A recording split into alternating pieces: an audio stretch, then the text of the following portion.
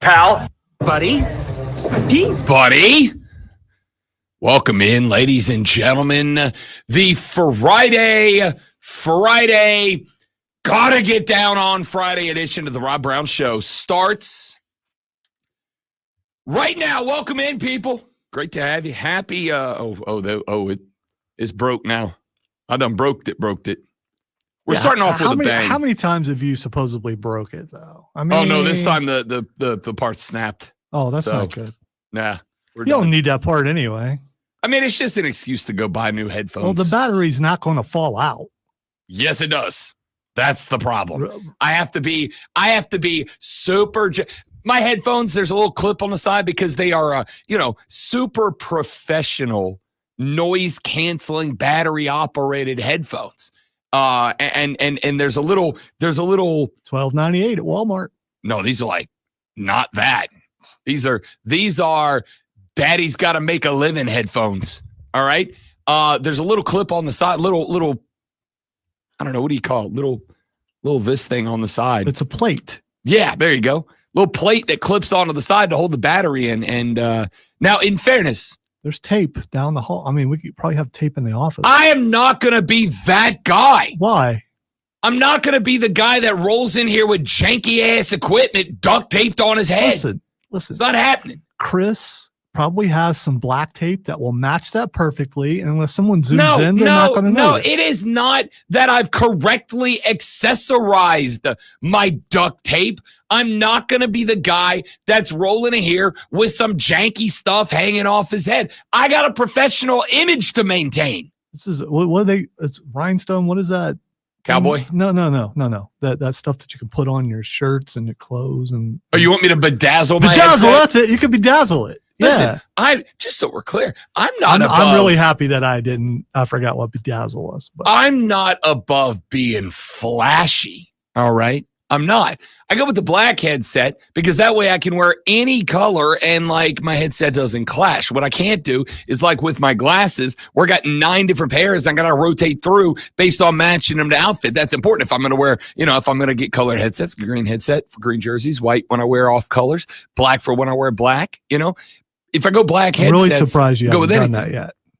I am shocked. It's only because they don't make my my preferred brand / model of headset in color. So that's what it is. Okay, but so I finally you've never tried other headphones and find some some that actually go all the way over your ears. I don't like the fully encompassing headset. I don't know why. Which are also these are noise canceling. They're also noise canceling. It's not about without a battery. Not about the First off, I'm going with, and I haven't worn your headset. I've worn the other pair you have in there.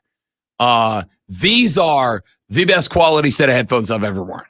Just in 17 years of doing this, I've always come back. Now, I update the model when they put out the new version of the model, but these are the best head cans I've ever worn in terms of sound quality. These cancel out Rob Brown. So if they cancel out full-throated Rob Brown, they're pretty good.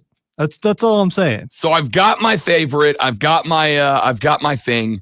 And I like my head cans, but I just snap the plate off the side, which is just my excuse. So what you're saying, if you're a aspiring headphone company out there who would like to try sponsoring Rob Brown, he's open for it. He is. Now, I will also tell you, I'm taking him for a test drive first. And if I don't like him, I'm not rolling with it. All right. Hey, it is Friday. Got to get down on Friday. We got a lot we got to get to here on the radio program today. It is obviously, as mentioned, WrestleMania weekend. Whoa. So coming up at 9:20 this a.m., a bonus Fight Club for you. We did day one predictions and prognostications yesterday.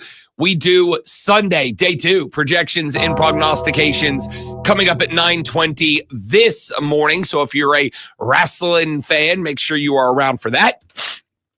We got to talk a little bit about this this conversation that Aaron Rodgers had on the Pat McAfee show yesterday. Because here it comes. I've been waiting. I've been waiting to see, because I have a theory in my head where you're going with this, and I can't wait to hear. If the Jets did to Aaron Rodgers what Aaron Rodgers said the Jets did to Aaron Rodgers, that's bleeped up. Okay, it just is. I don't like Aaron Rodgers, the guy, respectfully. Not a fan. Aaron Rodgers, the quarterback, is a quarterback, is an NFL guy. Regardless of how I feel about Aaron Rodgers and his opinions on things outside of football, regardless of how I feel about him, outstanding opinions, mostly. No, not even close. Just opinions. Regardless of how I feel about Aaron Rodgers as a guy, Aaron Rodgers as a person, if the Jets did what it is claimed that the Jets did by Aaron Rodgers, that's not cool. And I will go one step further and say that type of behavior, whether it is by a new GM and head coach, an old GM and head coach, whatever, that type of behavior is the type of behavior that prevents guys from wanting to come play for you down the line. That's the type of behavior that ruins a franchise. I don't really care if Aaron Rodgers jerked you around a little bit. And let me be clear. You said ruins a franchise as if that franchise has been anything but. Well, I think that's the point, for a long period of time. I think that's the point. If that is the type of behavior that goes on with a franchise, then it is not all that shocking that they're having a hard time finding success, because there's the element of getting guys to want to come play for you. And then there's the element of getting guys, once they come play for you, to totally buy in and want to represent, want to play for the logo. This is kind of this thing we've talked about in the college ranks for a long time, with the belief that a lot of y'all have of, well, teams can just go out there and with NIL money buy the best team. And there's this thought of you can buy the most talent, but that doesn't translate to you buying the best team. Because if you got 11 guys on the field that are only there for the money, they will not beat 11 guys on the team that are there for the logo, and the money's a nice little benefit. And don't get me wrong, I do not fault Nikola Jokic.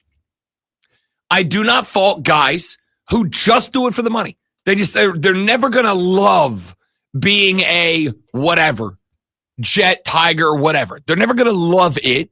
They love getting paid to do something they just happen to be good at. Again, Nikola Jokic, one of the best players of all time. I genuinely wonder if he would be even better if he actually loved basketball. See, I don't entirely agree with that. I think he doesn't like the things that go with basketball. I think he loves basketball, but I don't think he likes having to do interviews and all the other outside stuff. I think he would just like to go do his job and go home. Doesn't mean he doesn't love his job, but there's a bunch of stuff that he doesn't seem comfortable with. And that may be true too. To me, I get the vibe of guy who doesn't love basketball, but I could be totally wrong. Irrelevant to the conversation of money will buy you the best talent. It will not buy you the best team. The best team is only created when you got a bunch of guys in the uniform who want to be the best team. So you're saying all those people who said that Ohio State only won the national championship because they paid all that money, that they're wrong? Yeah. I said that then, I'll say it again now. Yeah. The answer is yes. This is one of those times where, yes, Rob Brown will buy into your sports cliches. Y'all know I hate a cliche because cliches are just crutches that are used to avoid having to actually construct and distribute a thought. I hate a cliche. I think they're more often than not, they allow people to be lazy in the way that they communicate. And I firmly believe that one of the biggest problems we culturally have is we've created this world where effective communication is somehow bad. And I don't like that. But that's just old man yells at clouds. To me, my thought is, in order to get the best team, you've got to have not just talent, but you have to have guys out there that believe in what you are doing. This is one of those times that the old cliche of give me 11 guys who genuinely believe and have heart over 11 guys that are exceptionally talented but are just there for a paycheck. You got to have guys that are bought in. There are plenty of it. Who was the and now I'm blanking on who it was. But there was a NFL player. We played a clip on the Audio Blitz a week or so ago who was talking about, Victor Cruz. Victor Cruz left the New York Giants towards the end of his career. And he went to the Chicago Bears. And he was doing a podcast a couple of weeks ago. And he said, when I got to the Bears, everything there was, in fact, I actually think he used the word trash. He said the coaching was trash. The ownership was trash. The food was trash. Everything was trash. He said you could tell that they were more about profiting. They were more about money than they were about winning. And when you create that belief system within players, that your organization cares more about being profit-driven than about winning, then you can't really get upset with players who then adopt the mentality of, I'm just here to be a pro and make money. Versus when you see these teams that create this culture of buy-in. Yeah, you're going to make a lot of money being here, but you better buy into winning. This is the Chiefs mentality. This is the Patriots way, the Belichick way, whatever. And if you are not bought into winning, then we will buy you out. We will send you on your way. And I think this is going to, as NIL continues to expand, I think this is going to become more prevalent in college sports. It is not just going to be go find the most talented guys who command the most NIL money. It is going to be go find talented guys that command NIL money, but totally buy into what you are doing. This is why, despite all of the doom and gloom about, say, hypothetically, Clemson, the last couple of years, it has been expected that this team was going to hit a cliff. Last year, they won a power conference and went to the college football playoffs.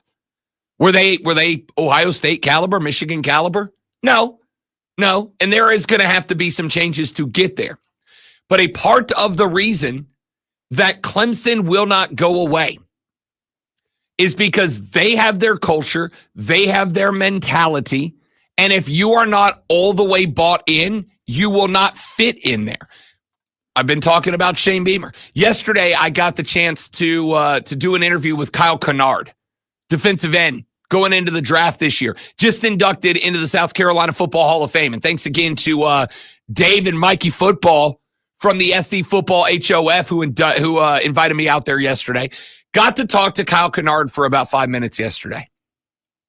And one of the questions I asked him was about culture and buy-in at South Carolina. I'm going to play that for you later in the show.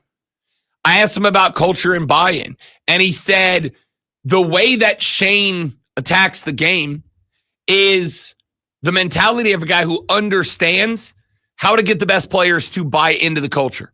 He said you can feel the tonal shift there around it. I talked to John Abraham, longtime NFL icon. 6-year Atlanta Falcon, made my life as a Saints fan live in hell for about 6 years. John Abraham, I said, what's the difference between South Carolina when you were there and South Carolina now? And he said, our coaching was nowhere near as good as it is now, and our culture was nowhere close to as good as it is now. He said, you can feel the guys bought in. He said, watch a South Carolina game over the last couple of years. What do you see? You see players coming back. You see guys who left the program coming back, standing on the sideline. And not just young guys, but guys from Gamecock days long ago that suddenly want to be back around the program. That's a buy-in in culture. That's a culture shift. That is a culture shift that is so prevalent that guys who haven't been around the program for a long time feel it and want to come back and be a part of that. And that's the difference right now. That's why I've said I actually do believe in the upward trajectory of the South Carolina Gamecocks. It's not because they necessarily have the best talent in college football. It's not because they've done a great job with their NIL collective and their NIL payout. It's because of the fact that just based on conversations I've had with players current and past, they are all bought in on this culture shift. They are all bought in on the belief that the direction that Shane Beamer is driving them in has full and entire buy-in from everybody. That's important. So if this is, to circle back to where this conversation started, if what Aaron Rodgers claimed the Jets did to him is truly what the Jets did to him, that is the mark of a organization that has a crap culture. And when guys show up and they see people being treated like that, then why would they buy all the way in? How many times have I said loyalty is not given, it is earned. Respect is not given, it is earned. Cliches, one of the ones I hate, respect your elders. Nope. I respect people who have earned respect. I will always assume you earn respect, but I'm not just going to give it to you freely because you accomplished the feat of not dying, right? Respect is earned, loyalty is earned, not given, and behavior like that from the Jets, that's not how you get loyalty or respect. And if you don't have loyalty and respect from the guys you're paying, you're not going to get the best out of the guys you're paying. That's just how it broke down to me. That being said, Aaron Rodgers also had thoughts about his future. I'll tell you what those are, because I think there is a negative element to the Aaron Rodgers conversation there. We'll talk some baseball. We'll talk some WrestleMania, talk some college basketball, talk some pro basketball, talk some hockey. We're talking everything because the Rob Brown Show is in all the sports show. Rob Lonzo and you, the Rob Brown Show is live on the Fan Upstate.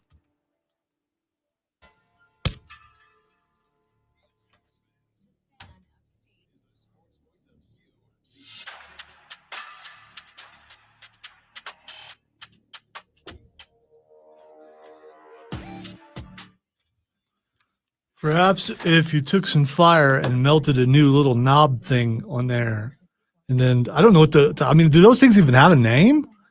It's just like I'm guessing that's the part you broke off that little. Yeah, it's just like the little, like the part that clips down in there. Yeah. Right? Like the little piece that comes down, it has a little triangle on the end that goes and snaps in. That piece broke off. If Chris is any kind of engineer, he should be able to make you one. Make you one out of wood.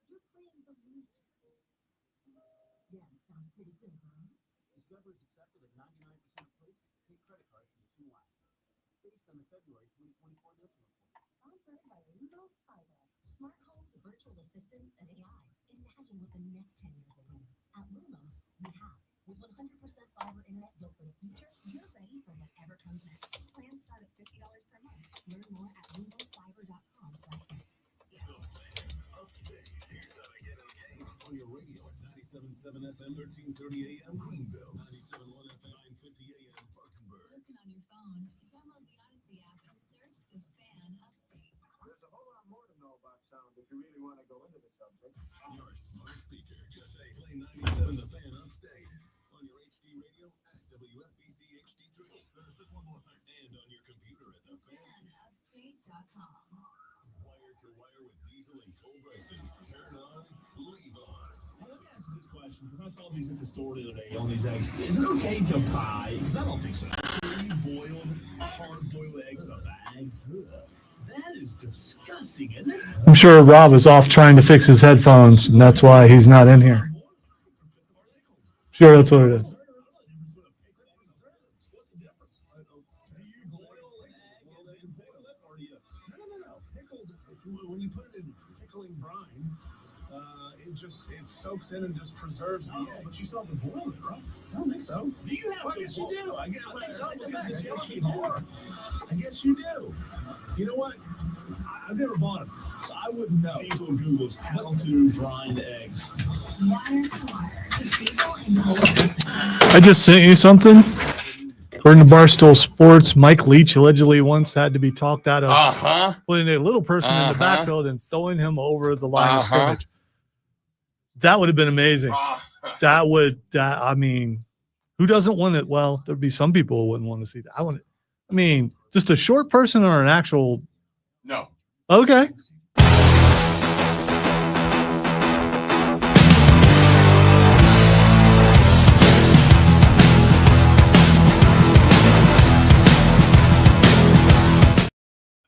I can't say that. But Why can't you?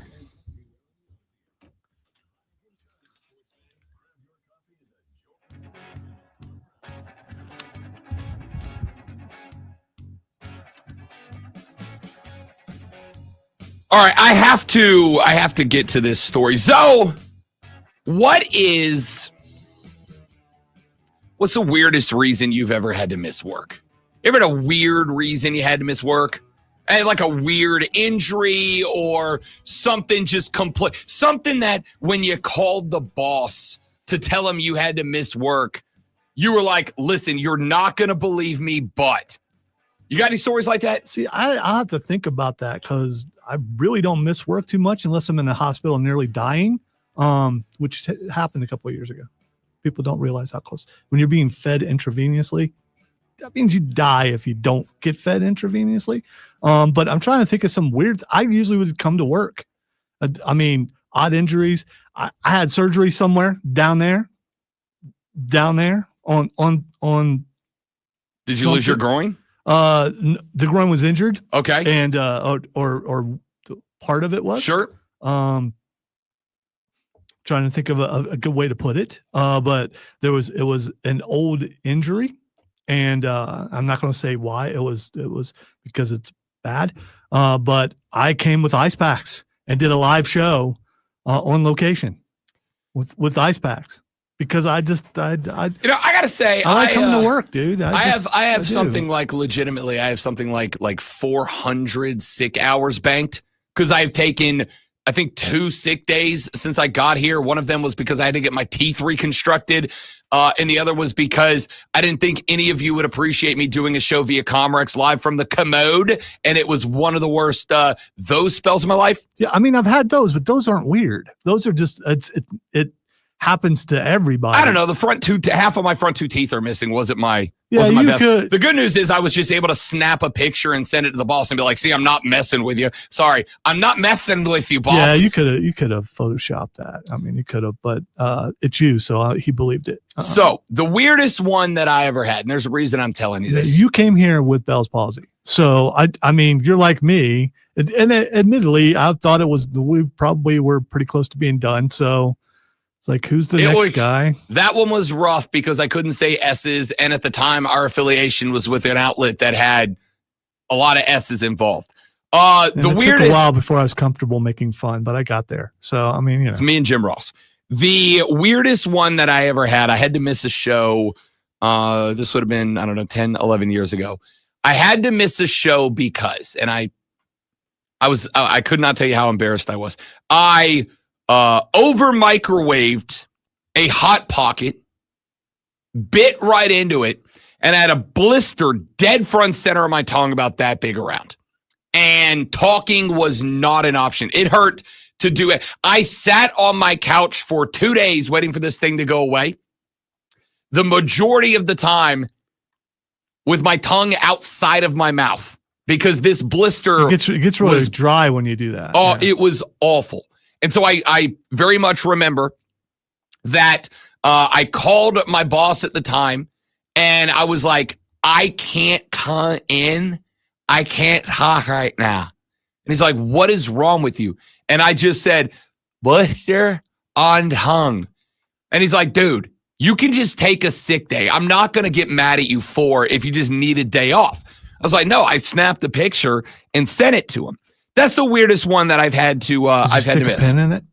No, I just let it be. It hurts so much. Okay. You know how when a blister finally pops and that top layer of skin comes off and it's just that raw underneath part, how much that hurts? On my tongue. It was awful. If I eat too much citrus, that happens to my tongue and all inside of my mouth. Oh, this was a Hot Pocket that was roughly the temperature of the surface of the sun. And I just now, in fairness, you must have been incredibly hungry. This decision was motivated. This decision was motivated by a healthy quantity of a particular beverage of sorts. You over microwave a pie. I think it's happened to all of us. But this one, in a sports talk radio role, even sober people have done that. Correct. Because it's Hot Pocket. Correct. So that's the weirdest reason that I can recall that I've ever had to call in. I had a blister the size of a penny on the end of my tongue and like swallowing the spit that you naturally create hurt. I could eating when it was, I didn't do anything but drink water for 2 days, and drinking was more like tilt head backwards, pour bottled water in the mouth and do that weird thing where you try to like swallow without closing your mouth. Oh, it was rough. It was rough. So that's the weirdest reason I've had to miss work. Texas Rangers left-hander Patrick Corbin picked up his first win of the season on Wednesday night. Corbin was able to go 5.5 innings in a 3-1 win over the Angels. Rangers manager Bruce Bochy after the game said that it was 50-50 whether or not Patrick Corbin was going to be available leading up to the game. They didn't know up until game time if Corbin was going to be able to go or if they were going to have to make either an early start and jump ahead one guy in the rotation or throw an unscripted impromptu bullpen game because they didn't have an arm available. Corbin called the Rangers in the morning to say, I'm coming in, but I don't know if I'm going to be able to go. And they said, why? Well, at some point the night before, something bit Patrick Corbin on the ankle. Something venomous bit Patrick Corbin on the ankle. Apparently, his ankle got very swollen. It was the whole thing where you could like see the veins in it. Corbin said, my wife was really concerned. She made me come in early Wednesday to get some treatment, and we went from there. Corbin said he still felt soreness in the ankle Thursday morning, but was confident at that point he would not need to miss time. He said, quote, I was fortunate to get through yesterday. I have some time to recover and be good to go. The two-time All-Star entering his 13th season is on a 1-year deal with the Rangers and nearly missed the start. Where does he live? Well, he pitches for the Texas Rangers. Okay, so Texas. So probably a Scorpion? I don't know. He does not know. He said that there was an apparent bite on his foot that he, quote, still don't know what it was, end quote. Said, I've never had anything like that. It was super weird. He said that the ankle was sore. He paid attention to it. He woke up on Wednesday. When he woke up on Wednesday, it was obvious something had bit him. The ankle was all swollen up around the spot of the bite of whatever it was that bit him. He had no idea what it was and basically had to go into the Rangers and be like, yeah, here's my Something bite. I Here's think, my something bite. I think it was last year when I got bit or something on my leg, and I just had a hole in my leg, and I don't know if you can see it. Yep. There's still a scar about the size of a penny. I just woke up with a wound in my leg, and it looked like a snake bite. And I don't think there was a snake in my bed. There could have been, but again, we live in the woods.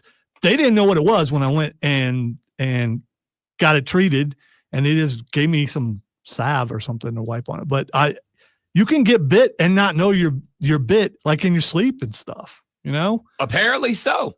It's you and Patrick Corbin.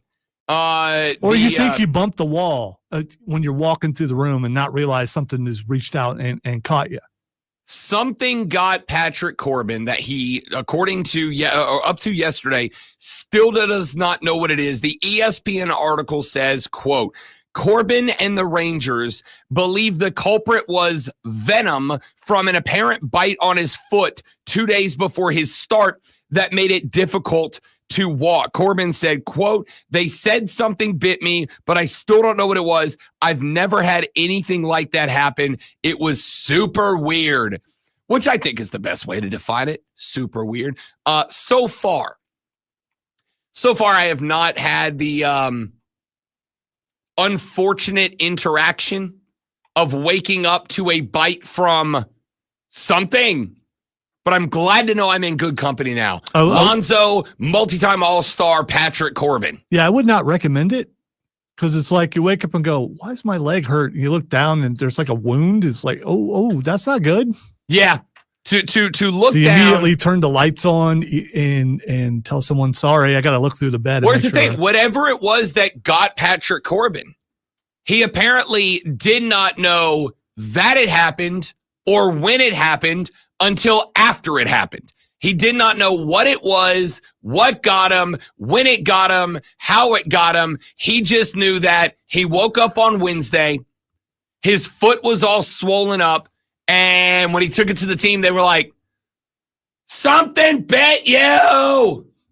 That's a Forrest Gump reference. I don't know that trainers are equipped to figure out what bit somebody. I mean, I don't either. Here's what I do know. What I do know is if I'm an MLB player, I am 1,000%, no matter what, always go into the training staff first because of you don't have to pay for it. So I don't have to pay for it, A. And also, B, if something ends up getting put in, on, or around my body that causes me to miss time because it's labeled a PED and this part's not a joke, I want to be able to say, I haven't seen a doctor except for the team doctor. So if it's on, it's from the team doctor. I would always go to them first, except if I got bit by something venomous and didn't know what it was. Sorry, guys, I'm going real doctor because while I do not want to be suspended 80 games like Atlanta Braves outfielder Jurickson Profar, I also don't want, and I don't know what the scientific term is, but my foot to fall off is kind of my game plan there. All right, when we come back here in just a minute, let's talk some basketball. The Memphis Grizzlies are playing in an elimination game tonight, and they may have to do it without Ja Morant. Uh-oh. Talk about that and a whole lot more. The Rob Brown Show rolls on. It is the Fan Upstate.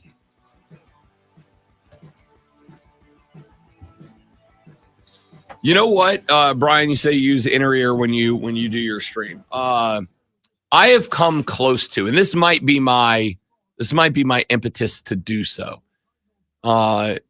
Deck uses a set of Bose in-ear studio monitor headsets for his show, and I've asked him about them, and he said he absolutely loves them.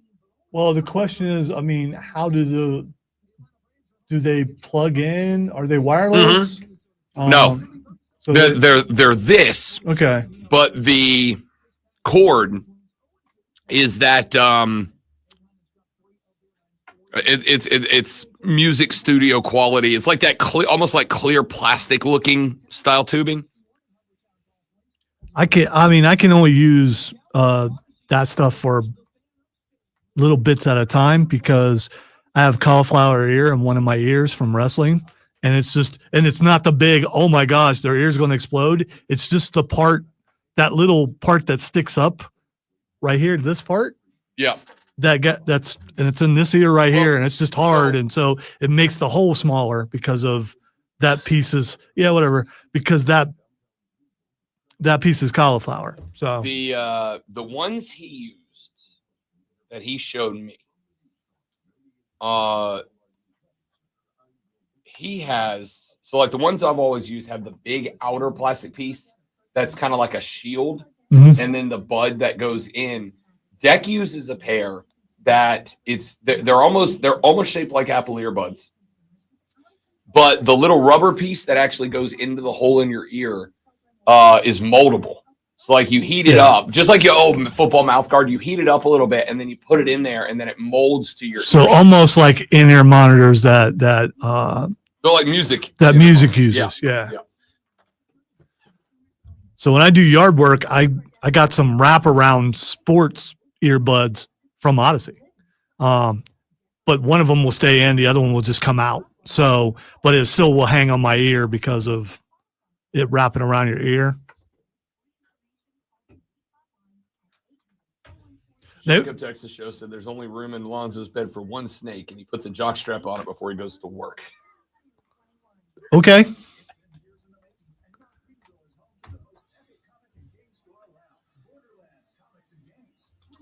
All right, Sweetwater has a pair of Shure SE215 sound isolating in-ear studio monitors for $100. That's cheap.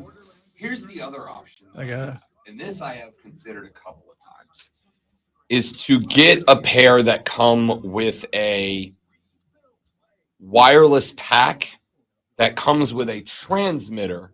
So you plug the transmitter into this, and then it broadcasts the sound to a pack. But I wonder how good the sound quality is between.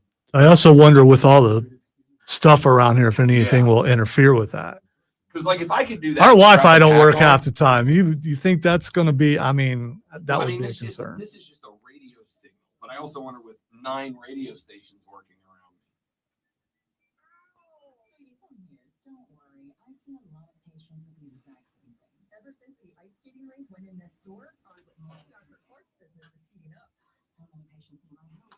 How will I find time to see all of them? They need to hire a scheduler. Stat. I need Indeed. Indeed, you do. When you sponsor a job on Indeed, it's easier. The other thing is, with as much as you move around, I think you have to have moldable because you'll just pull it out of one of your ears. Well, so the in-ear, obviously it has 2 wires, so you can take one out and leave one in. And then with the wireless pack, it literally would just clip onto the belt, and then I could walk around the whole studio with it. Yes, so I know what I'm doing now. Except no microphone, but unless you want to go headless mic, handless mic, not headless mic, which would still be kind of fun. But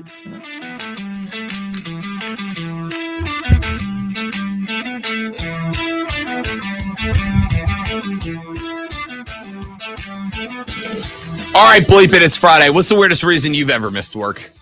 Armada. What's the reason you miss work that when you called the boss and you were like, hey, I'm out today, and here's why, you knew it was going to be a problem. You knew it was going to be an awkward conversation. When you called and you said, hey, here's this thing that just happened to me, and so I'm out today. What is the weirdest reason you've ever missed work? You can shoot your text to 844-326-3663, 844-FANFONE. I was, during the break, looking at Reddit because somebody put up a composite of different reasons. There were a couple of different ones that were in there. One guy claimed that for a office job that he worked for, he couldn't go in because he climbed out of his car, walked to his house, and as he went to unlock the door, a squirrel fell through the roof of the overhang over his front door, fell down, landed on his hand, bit the bleep out of him, and then ran off into the woods. And so he basically had to spend his claim on the internet, had to spend a couple of hours in the hospital making sure he didn't have rabies, and then When he woke up the next day, the hand was all swollen, and he's like, I can't type. I can't. It was dominant hand. I can't come in. I can't type. I can't do anything. And apparently his boss was like, that's the best you're going to come up with? He goes, so I had to drive to work and be like, look, dude, look. My hand is also that something like that you can check. There's hospital records. I mean, One lady said that her boss didn't believe her. She called and claimed that she was on a work trip and called out of the conference she was going to because the hotel that she was in was haunted. And she was hearing strange disembodied noises and voices throughout the evening that prevented her from sleeping. And so once the sun came up, she had to catch up on her sleep. That's why she couldn't come in. My immediate response was, ma'am, I feel like the only spirits that kept you awake last night came in a glass bottle.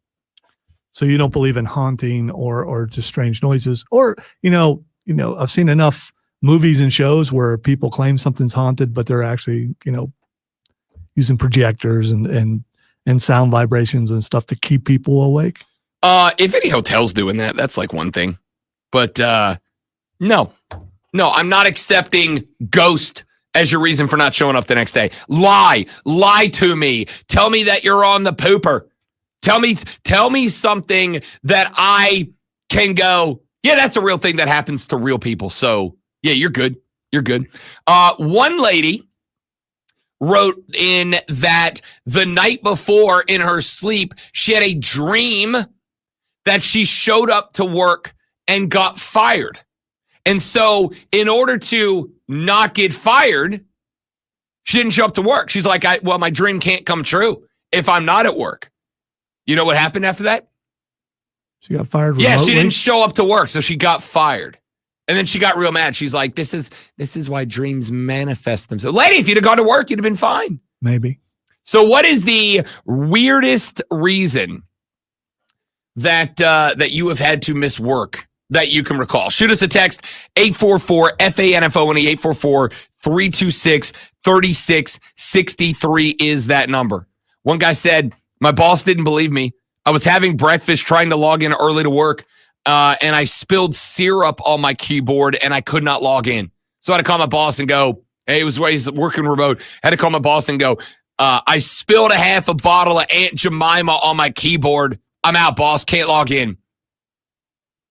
One lady said that my psychic told me that I shouldn't leave the house that day or something bad would happen.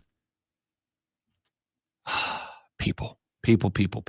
My favorite story on this entire thread, though, is the guy who said, I woke up, forgot it was a work day, and went back to sleep. What? How'd you think? You had an alarm set. What are we doing here? All right, so what's the weirdest reason you had to miss work? Let's get to some other sports stories here, shall we? Ja Morant, looks like Ja Morant may, capital M, possible, not for sure yet. Ja Morant may be out for the Grizzlies tonight as they get set for an elimination game in the play-in tournament. Sat out practice yesterday for the Grizz as they get set to take on the Mavs tonight to determine who becomes the 8th seed in the West. Morant injured his right ankle in the play-in loss to Golden State, stepped on Buddy Hield's foot, and was fouled by Quentin Post with 4:25 left in the third quarter. He did limp off of the court, got up, finished a 3-point play. Morant then went to the bench nursing the ankle, returned early in the fourth quarter, and finished the game with 22 points. Shams reported yesterday that Morant had experienced, quote, significant swelling in the ankle, end quote, and has been undergoing around-the-clock treatment since the injury. Memphis interim coach Tuomas Ayasolo said, quote, my feel with him is he'll do absolutely everything in order to play. If he's physically able to do it, he will do it. He's a legitimate game-time decision, end quote. Look, I don't really have a hot take here. If Ja Morant doesn't play, congrats to the Dallas Mavericks for making the 8th spot and the right to get swept by the Thunder. That's really it. That's all I got for you. Congrats on the 8th seed and earning the right to go one and done in a sweep. That's a bummer for the Grizz. That's really all there is to it, man. Like there's not much more to throw into that spot. Ja Morant got an ankle injury. We saw it. It was legitimate. Ja Morant, who has taken his fair share of criticism. By the way, I saw a clip yesterday. Chris Carter was talking about the Ja Morant thing. And I found it really compelling. I'll see if I can find that sound. I was at the SC Football Hall of Fame last night when it got sent to me. So I think I may have it saved somewhere. But Ja Morant, Chris Carter, Minnesota Vikings legendary wide receiver Chris Carter was talking about it. And he made a philosophical point that I thought was great. He said there's being a rebel for a cause, being a rebel without a cause. Being a rebel without a cause in a situation like this is not a great idea. And he phrased it in a way that I thought was absolutely hilarious. He said, you're a kid that grew up in South Carolina playing basketball. What the hell do you know about hand grenades? He said, you're being rebellious just for the sake of it, and it's going to end up costing you tens of millions of dollars. Like, why? You're rebelling. Why? What's the point? Are you protesting something? Do you have a point? Or are you just kind of being a rebel for the sake of being a rebel? And don't get me wrong, there are some people that are James Dean style, a rebel without a cause, a rebel just to rebel. And I mean, like, live your life.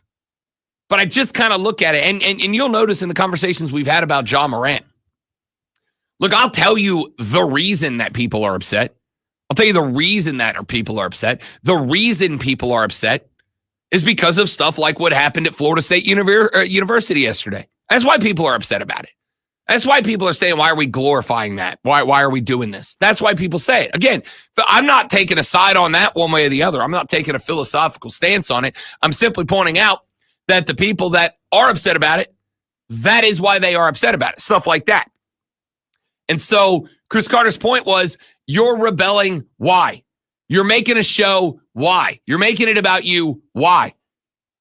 And I'm not a shut up and play the game guy, for the record, in either direction. I'm not a shut up and play the game guy. Athletes are people too. They have every right to hold an opinion, hold a belief, and express that opinion in their belief. I got no problem with it. But it's kind of like, dude, all right, you're costing yourself. You're costing yourself. End of sentence. You're costing yourself, A.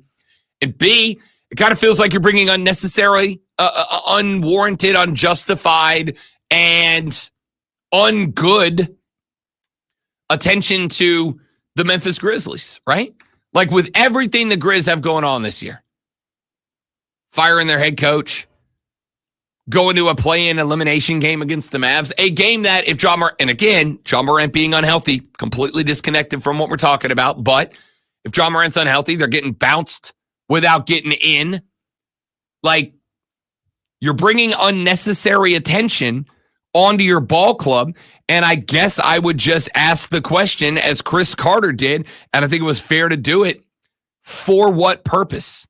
What are you accomplishing? What is the point of this?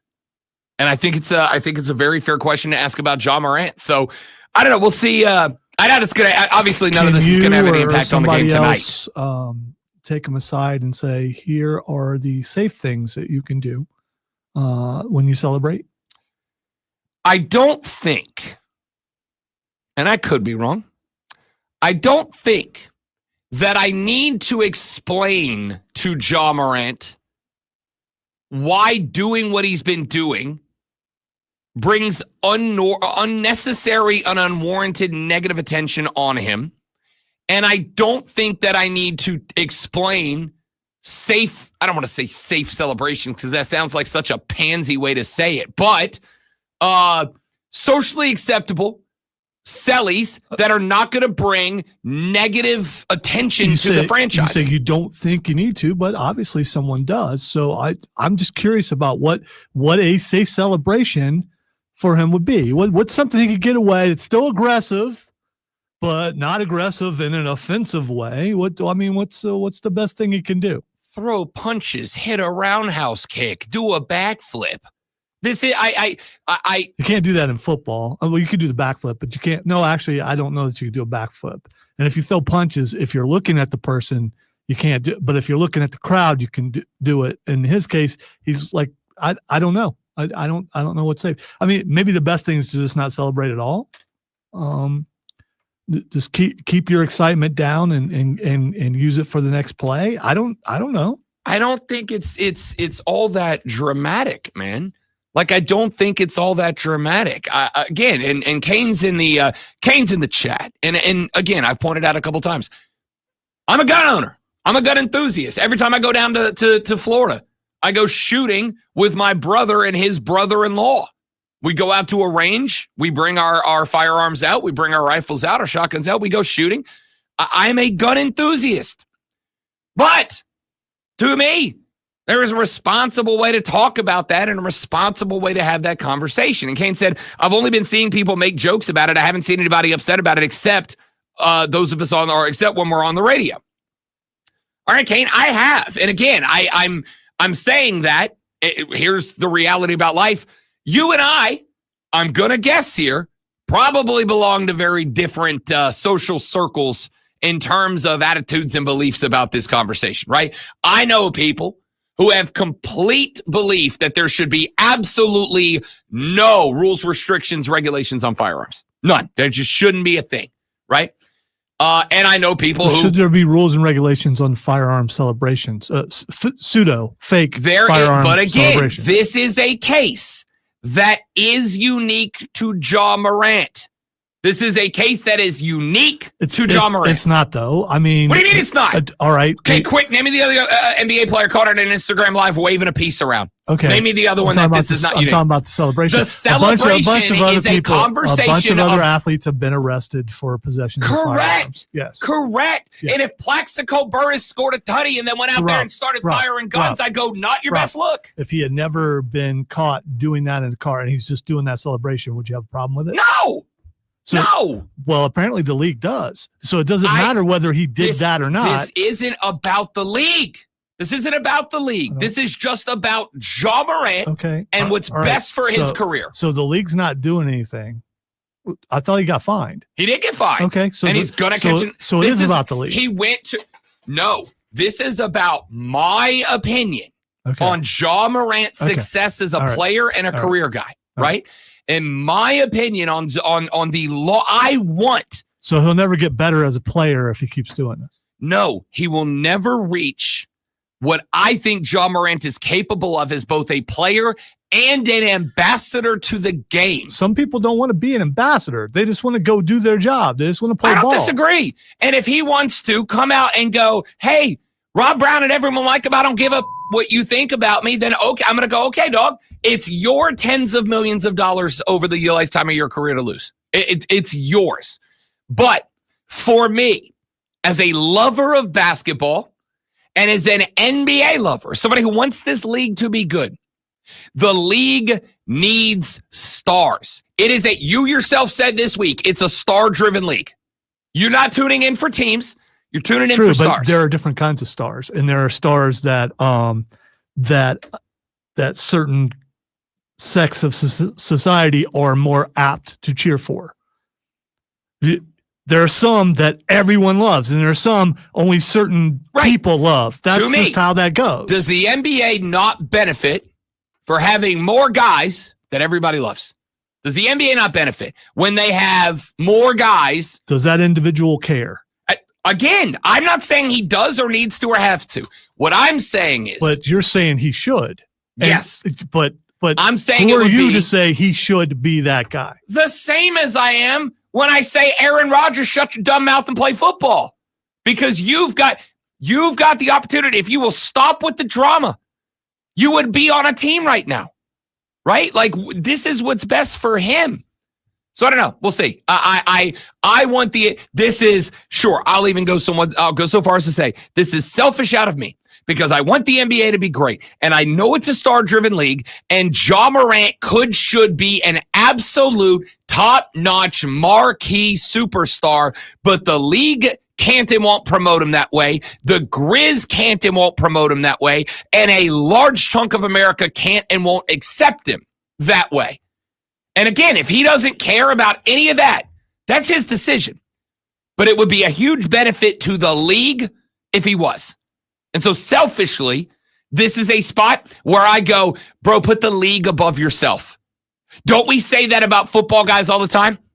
Put the team above yourself. How many of y'all in NIL discussions about college players have said, these guys need to put the team ahead of themselves? But now when I say, John Morant, put the team ahead of yourself, now all of a sudden, that's not how we feel about it anymore. He's not hurting them on the court. He's not. Correct. So, that's not what I'm talking about. Maybe they put better players around them and they'll win. Not what I'm talking about. Okay. All right. This is an image thing exclusively. You said helping the team. Helping the team is winning. Do you think that the amount of negative tension heaped on the Grizz, it's got no impact at all? Just negative attention cannot influence a team. Because I don't. I've only really heard about it here. So, but again, that's a small circle. Correct. So. That is absolutely correct. All right, let's take a break. When we come back, we got the water cooler cheat sheet, top 3 sports stories that you need to know before you get to the office and start talking sports. And in the next hour of the show, I don't care. We're celebrating Lee Corso because that's my dog. All of that after, I was going to say the Lee Corso of sports flashes, Lonzo, but he doesn't wear headgear. So I don't know if that works. Sports flash. I have been here a really long time. Yesterday on the Pat McAfee show, former Jets quarterback Aaron Rodgers said the team had him fly on his own dime to a meeting in order to cut him within minutes. Rodgers also said he's had conversations with Steelers, Giants, and Vikings during his free agency, but said he is prioritizing his personal life and has no rush to make a decision about his future. In the final game of the regular season, Carolina Hurricanes ended with a roster of reserves taking a 7-5 loss to the Senators. Skylar Brindamore, the son of head coach Rod Brindamore, scored his first NHL goal. Capitals forward Alex Ovechkin capped his record-breaking season with a career goal, 897, and a 5-2 loss to Pittsburgh yesterday. The Capitals are number 1 overall seed in the East heading into the Stanley Cup playoffs. Hour number 2 of the Rob Brown Show is next right here on the Fan Upstate. Water cooler cheat sheet coming up.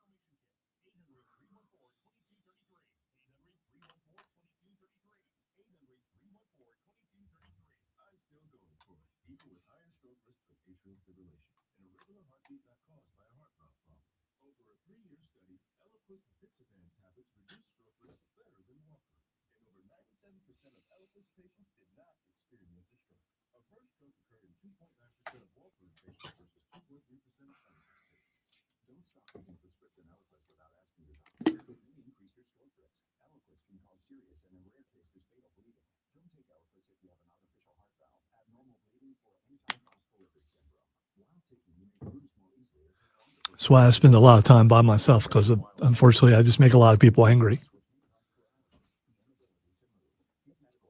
It's a natural ability, talent, even, or weakness. I don't know. Could be all those things at once. It's possible.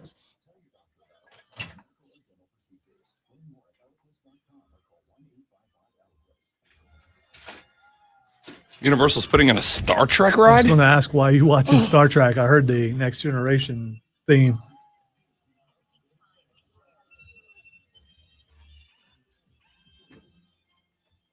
They got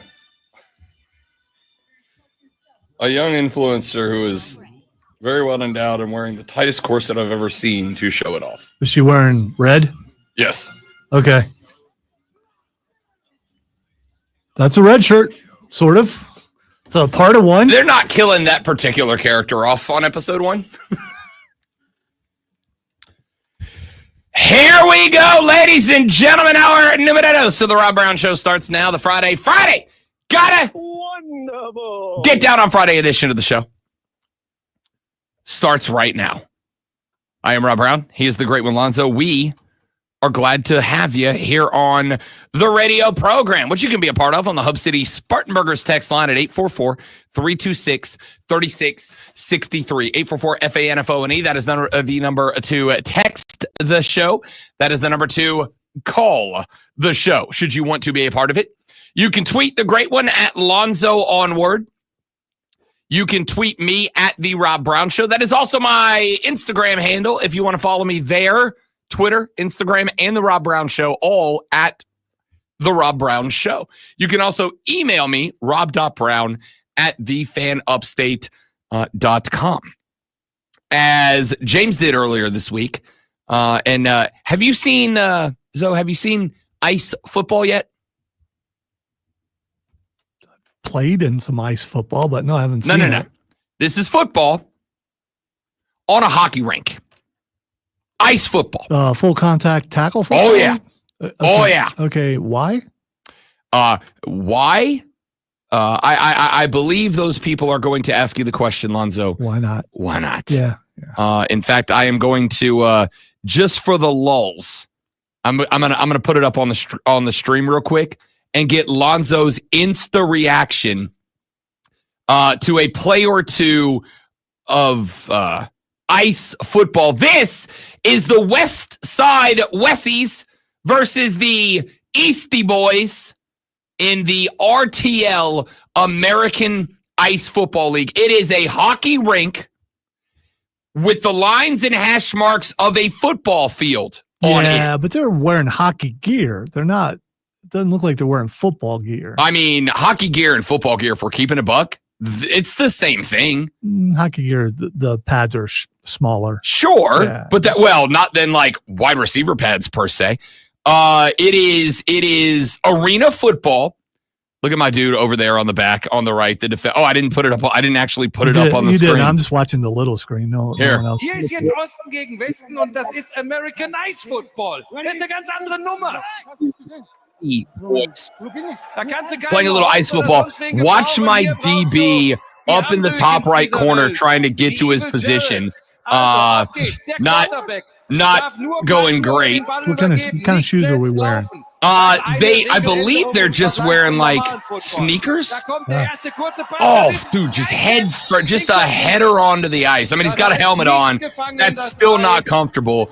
Incomplete pass on, I'm assuming, first down. You got to make that catch, right? They are wearing hockey gloves. First of all, high quality pass there. I mean, they hit him in the hands. I mean, come on. I don't care that you're quite literally standing on a patch of slippery Yeah, ice. but you're also inside. You don't throw a duck like that. I mean, it's just, I got to blame that on the quarterback. How do you establish your base and throw off your back foot when if you put weight on? Have you seen guys throw 80 yards just standing there? I've seen that. Ice!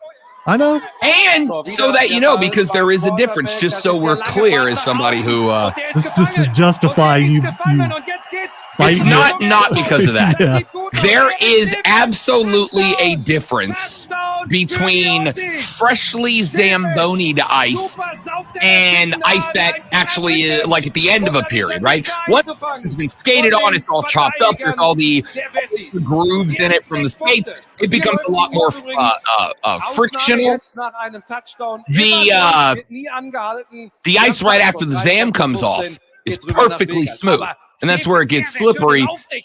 Hence the boys struggling out there. Yeah, the slow-mo high stepping because you have to, so you don't kill yourself. I gotta see this. The kicking. Yep, that's kind of what I expected. That's terrible, Van Denta Diver. Yeah, you got a good kicker name, but you can't. I mean, come on. Now I got to see if we do. Kickoffs. No, I guess we just alternate possessions. No kickoffs in this one.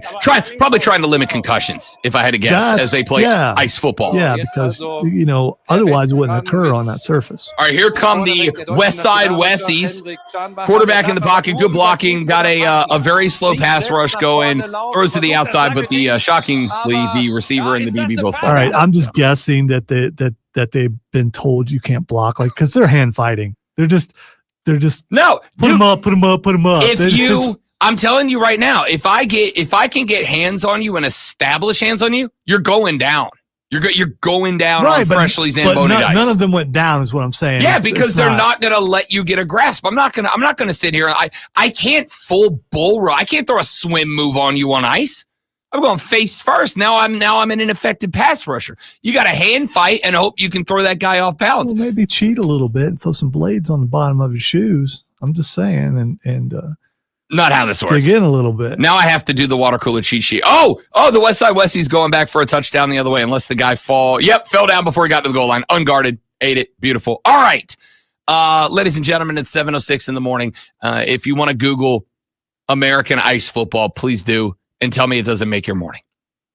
You got to know what's going on in the world of sports, because as you're headed into the office this AM, at some point you're going to take that first break of the day. You're going to walk outside. It's going to be a glorious day here in the upstate, and you're going to avoid the rest of your responsibilities for the rest of the day so that you can talk sports. You got to know what's going on in the world of sports, which is why we do this. Are you ready for the playbook of the peculiar, the almanac of the absurd, and the encyclopedia of the extraordinary? Well, you better be, because we're diving headfirst into the 3 top stories that will have your coworkers say, Friday, gotta get down on Friday.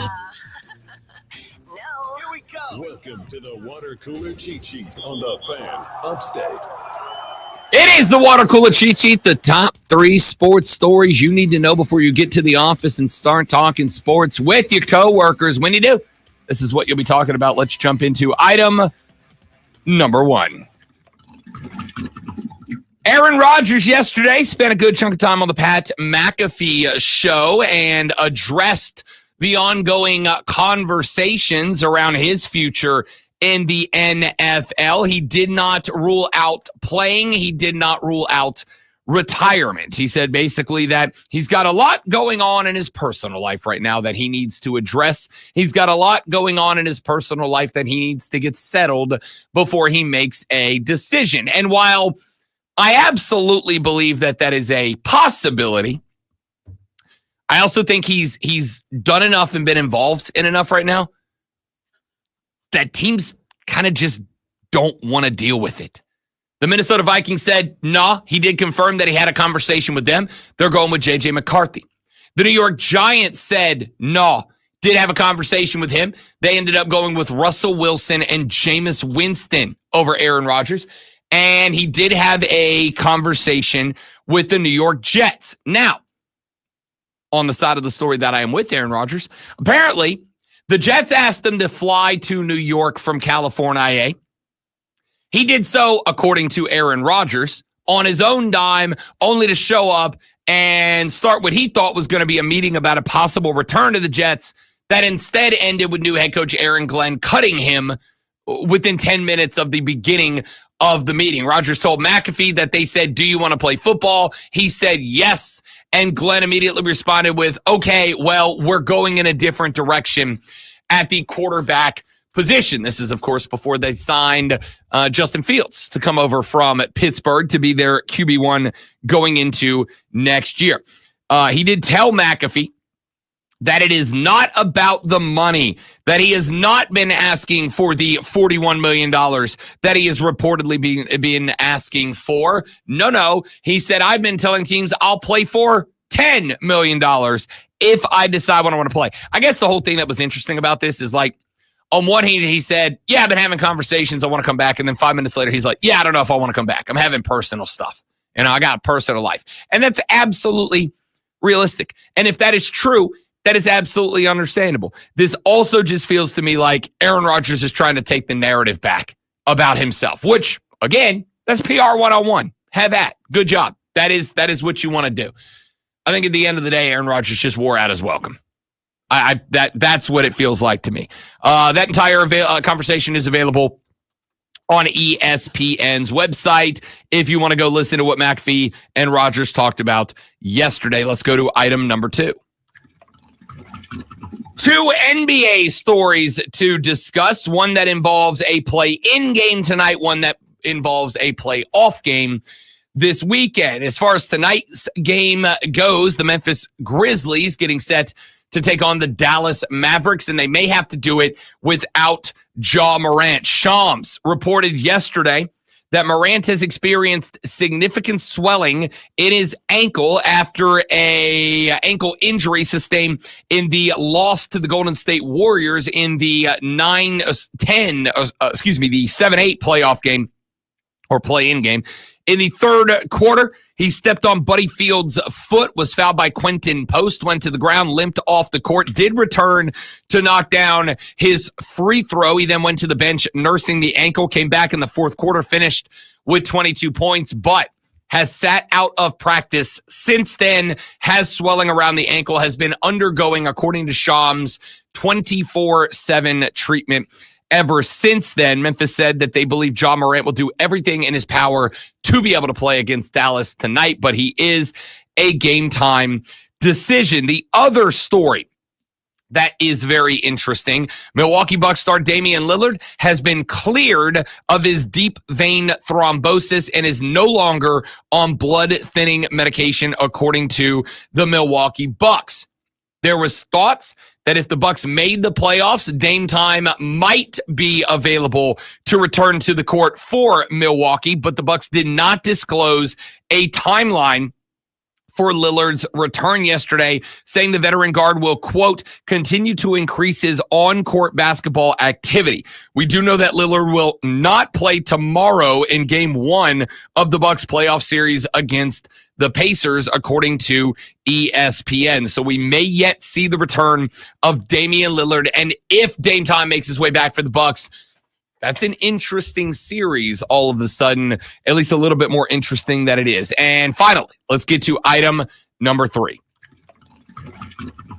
We're going to talk about this a little bit more because I think the man has earned it. But yesterday announced that Lee Corso will retire from ESPN's College Game Day on week 1, August 30th, ending a career with the show that began in 1987. Corso said in a statement released by ESPN, quote, my family and I will forever be indebted for the opportunity to be a part of ESPN and College Game Day for nearly 40 years. I have a treasure of many friends, fond memories, and some unusual experiences to take with me into retirement. Corso, when he steps away August 30th, will be 90 years old. Turns 90 on August 7th. August 30th will be his last day on College Game Day. So over the next handful of minutes, we're going to talk about some of those great Lee Corso moments. We're going to talk a little bit about the 38-year career. I was 2 when Lee Corso made his debut on College Game Day. I am currently 40 years old. Lee Corso has been an absolute legend on that show, and we will pay tribute and homage to Lee Corso as the show progresses. So there you have it. There's your water cooler cheat sheet, top 3 sports stories that you need to know this lovely Friday. Got to get down on Friday morning. Let's take that break. When we come back, let's talk a little bit about Lee Corso. Let's talk a little bit about one of, if not the most famous, infamous, random, over the top, yet, in my ever so humble opinion, lovable talking heads in the history of the game. We'll do that when we come back. Rob Brown, the Great One, Lonzo, and you. The Rob Brown Show's on your radio. It is the Fan Upstate.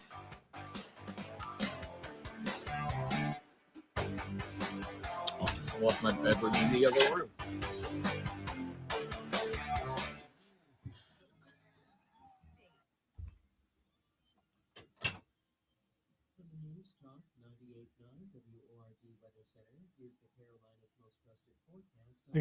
We'll be right back. I gotta go over there.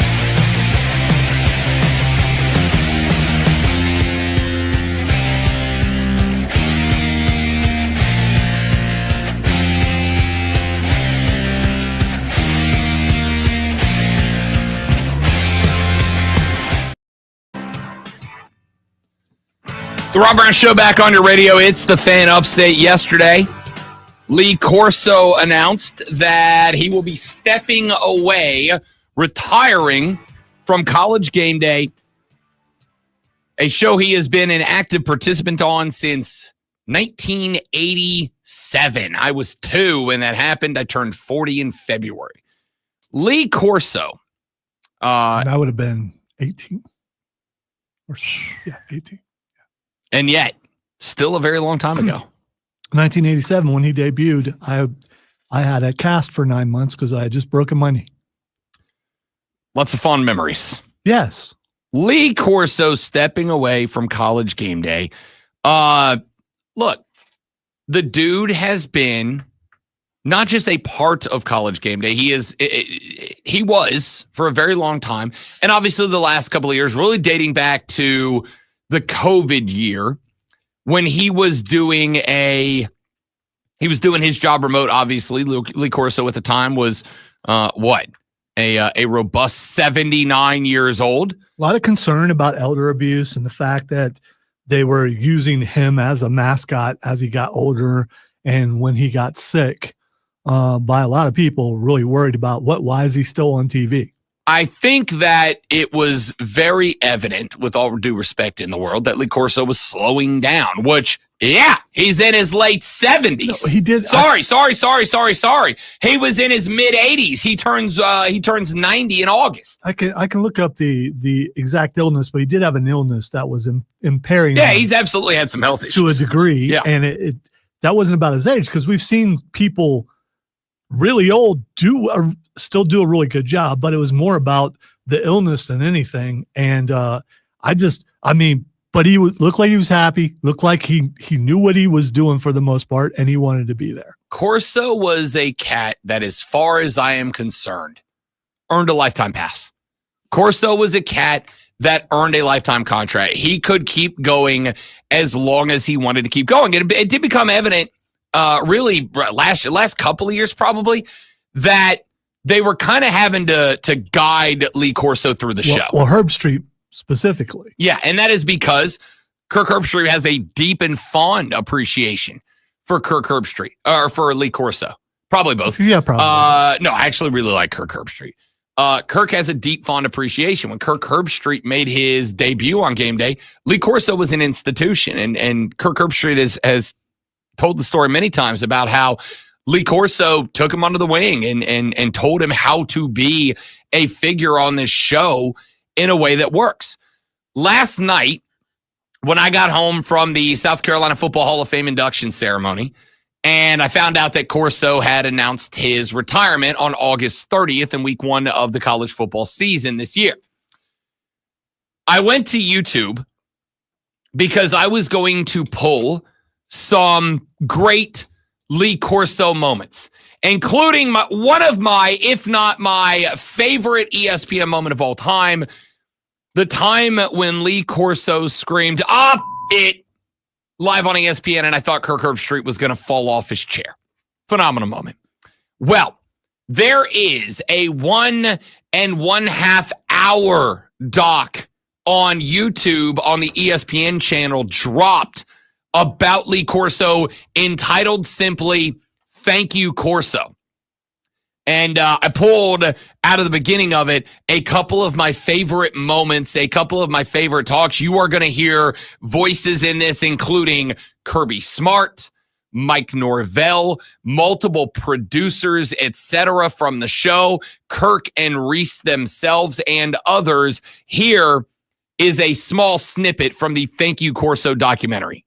The headgear tradition started in 1996 at Ohio State. Herbstreit was fairly new on the show, and Kirk's wife Allison had been an Ohio State cheerleader. He thought I might have some kind of in to try to get Brutus's headgear. They had to do some very high-level, tense negotiations. I'm telling you, it took 3 or 4 different back and forths until finally they green-lighted Brutus. I tell you one thing.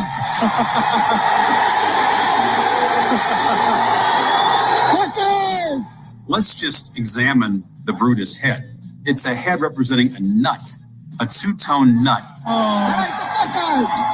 So it's ridiculous looking. you can't help but laugh. Disrespectful. And when he sensed that was an entertaining moment that resonated with fans across the sport, he embraced it, and it's become a beloved tradition. Colorado in a big upset.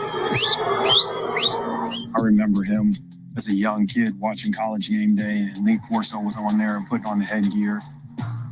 He is College Game Day. I feel like I've been watching Lee Corso do that since, I was in high school. The different antics he's used and mascots he's used has been pretty incredible. Iron rope costume, purple cow. To this day, I still watch and anticipate to see what he's going to do. Go Navy, beat Army. Seeing him fire off the guns is pretty funny. My favorite one, we were in Texas, and McConaughey starts wrestling the LSU Tiger head off of LC. There was a little trickle of blood. Katy Perry was incredible. Like, she damn near broke my man's nose, taking the mask I had off of him. I think that the best one might be the outtakes. How can you pick against SMU? Throwing out some words that might needed to be edited.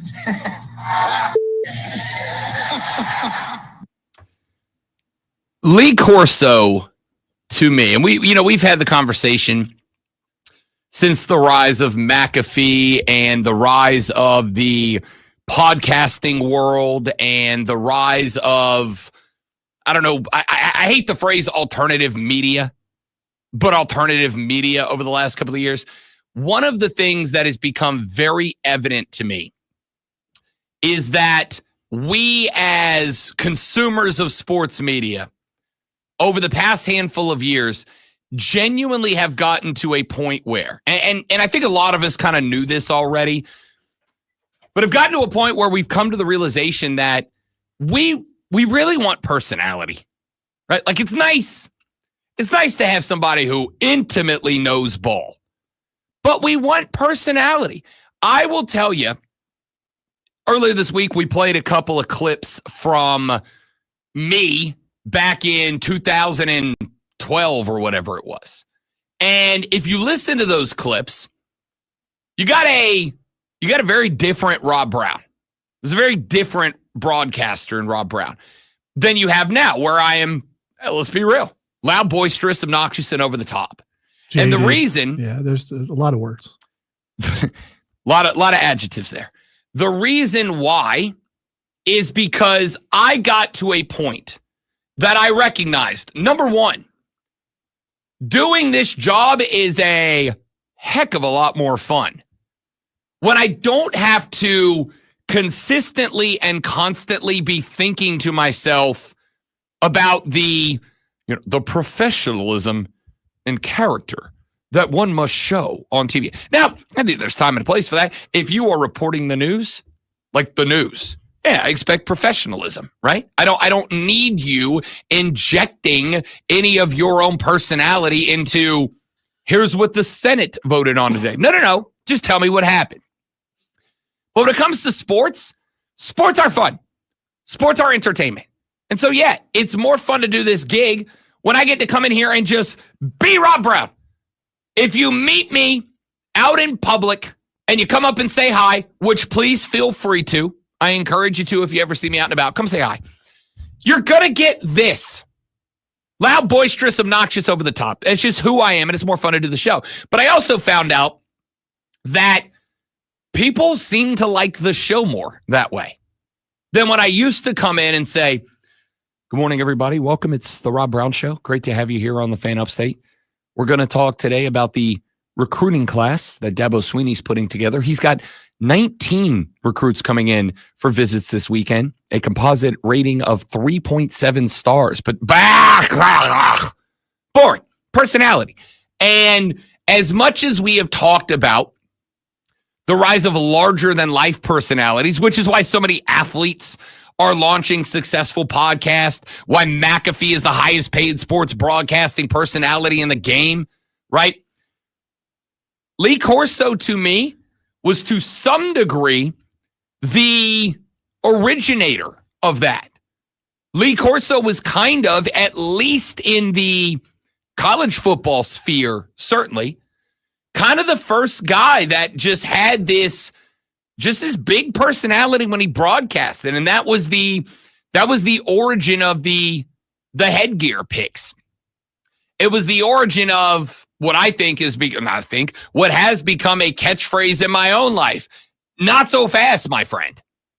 I think any of us who watch game day with any regularity. That's your conscience telling you, don't do that. Don't do that, Rob. No, that's what I say to other people. Okay. All right. I never talk myself out of every decision because every decision's a good decision. By the way, earlier in our extensive show meeting before the show, we were talking about. Which we do every day. Of course, because, being prepared is the thing that we are. I looked up something that we talked about looking up. His percentage of wins on the headgear, and you said you didn't really want to know. Do you want to know? I'm surprised about. It's more positive than I thought it would be. 70%, 66.59%. In the gambling world, that's good enough to make you a pro. Okay, he had 431 picks. He went 287 and 144. Yeah, that's good enough to make you a pro gambler.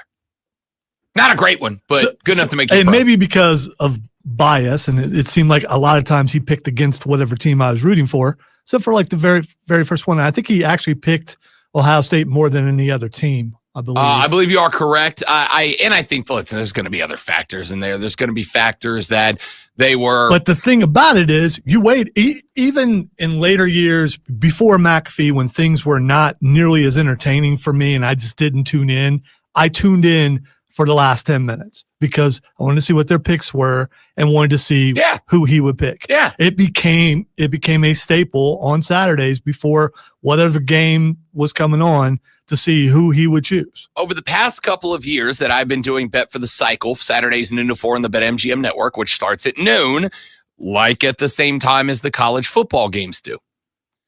One of the things that Hayden Ass Mario is our old EP, Double D as our new EP, have had to kind of get used to. Do you know why Cody Decker starts every show? Cody Decker intros the show at noon. There's a reason for that. The reason why is because during college football season, it used to be we alternated. One Saturday, Deck would go with all of the, first segments, and the next one I would. It started to, then the very first football season that we did the show, it actually alternated to to Cody Decker opening every show. And the reason why was because Corso usually makes his headgear pick right at noon straight up. Noon, 12:01, like right in that market when the show's going live. And so the first football season where we were alternating, like week one, because I've got my stream camera over here and my TV at the time was back here to my left, I would open the show, even though we were live on the stream, I'd open the show looking left because I'm watching what Corso's doing. I want to see who he picks as the headgear pick. And in a clip that I'm going to play you in the next segment when we come back here in just a few minutes, there was another element to Lee, which was it was as much about the show as it was talking college football. It was as much about entertainment. It was never it was never about a hot take. It was never about being confrontational. It was never about generating what I call fraudulent conflict, which is where you establish a position or give a take solely to rile up the crowd. That's a wrestling thing, all right? But, yeah, if Lee was going to pick against the home team. I'm not familiar with that method. You can explain that to me later. If Lee was going to pick against the home team, he would absolutely make a show out of it. The best things in the world to me were when Lee Corso would pick up a head and the crowd would lose their mind because he was picking up the mascot's head of the home team. And then he would say, it, and throw it and put on a different hat, put on the away team hat or whatever. It was about entertainment. And it is a large part of the reason that I firmly believe this show is going to be better. If you get the Rob Brown that you're going to get at a bar stool at 2 a.m. after a couple of Jack and Diets talking football, as opposed to the guy that comes in and goes, all right, we got Clemson and Boston College this weekend. Boston College comes in averaging 97 rushing yards per game. If Clemson wants to run this game, they're going to have to really rely on the run defense. Boring. I want it to be loud and fun. And it ain't for everybody. And if it ain't for everybody, that's all right. That's okay. But to me, it's more fun that way. And Lee Corso is a chunk of the reason that I believe that to be true. So let's do this. Let's take a break. We'll come back. I got another clip to play for you from that Thank You Corso documentary. And I want your thoughts. What is your favorite Lee Corso memory? What is your favorite Lee Corso story? I've got one from when I met Lee Corso in Tallahassee, Florida, a handful of years ago that I'll share with you. What's your favorite Lee Corso memory, story, whatever the case might be, as we celebrate one of the greatest television talking heads of all time, Coach Lee Corso. We'll continue that conversation next on The Rob Brown Show on the Fan Upstate. Come on, guys. Quit being mean.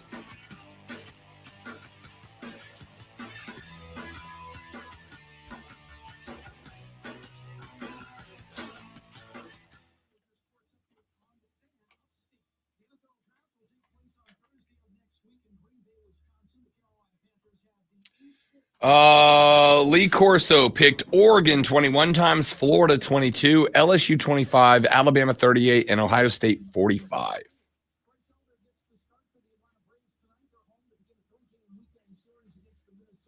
All those seems pretty good. About time.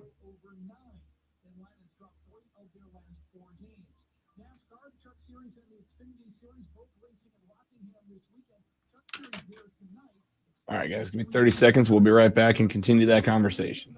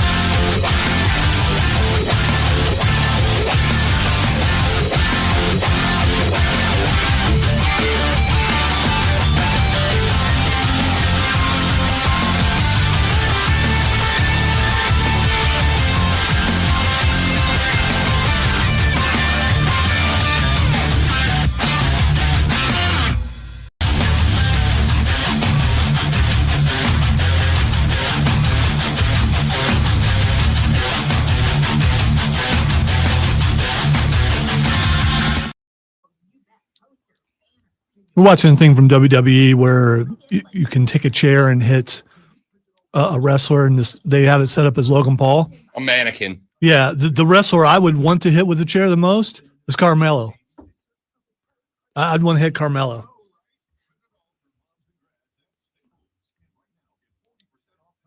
I've never believed his character, so I just would want to hit him.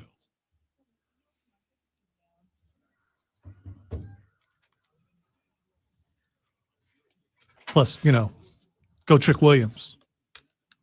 Oh, now I just got half my headset not working. There we go. I had it in queue, so that's why your headphones weren't working. Oh.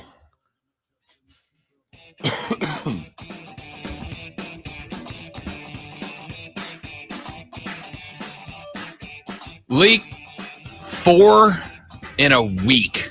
Oh, it's a good week for me. The Braves are rubbing off on me. The what is the Braves? The Braves, you know that baseball team I can't stand? I thought you said the Braids. The Braves are rubbing off on me. I don't hear enunciation today. Lee Corso stepping away from College Game Day. He's going to do week 1. We'll do one fun. Do we know where? I don't even know. Where is College Game Day week 1? Have they? I wonder if they announced that. I don't know that they have. August 30th, he turns 90 years old on August 7th, and then just a handful of days later, he will do his final. I think you got to look and see if there's actually a good game week 1, because I'm guessing, I mean, for nostalgia reasons, he probably would be at Ohio State. I would think he would end it at Ohio State. That would be my thought. Let's go look at the August 30th slate. Here's what we got. Here's what we got on the docket. We got Alabama at Florida State. That's got to be on the table. He graduated from Florida State. So to allow him to go out at the alma mater, the old Sunshine Scooter, as he was known back in his playing days, teammates with Burt Reynolds, if you wanted the lulz this morning. That's got to be on the table.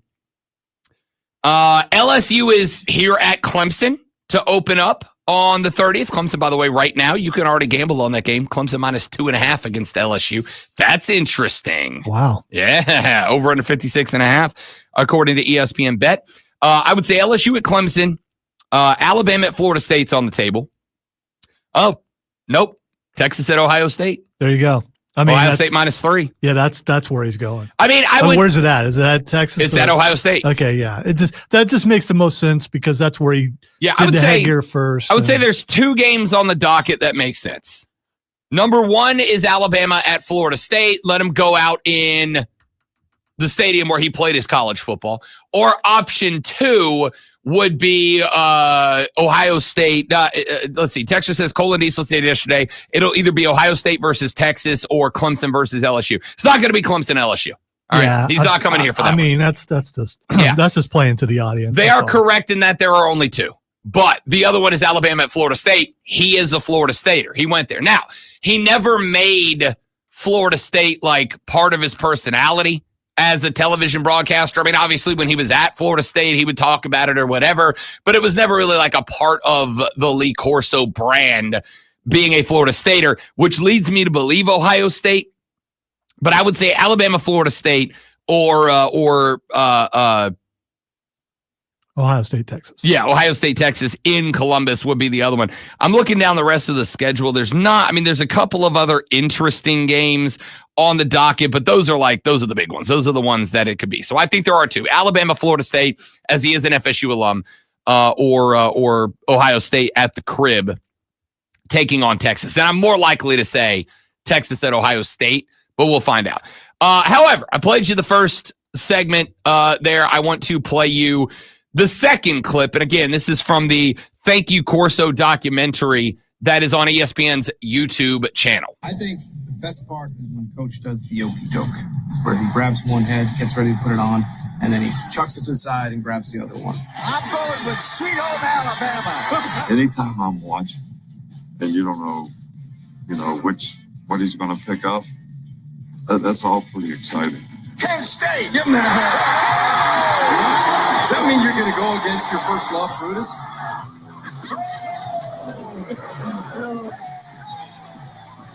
Coach Corso is a maestro of the crowd. He can take them on a ride like not many people in the history of television can.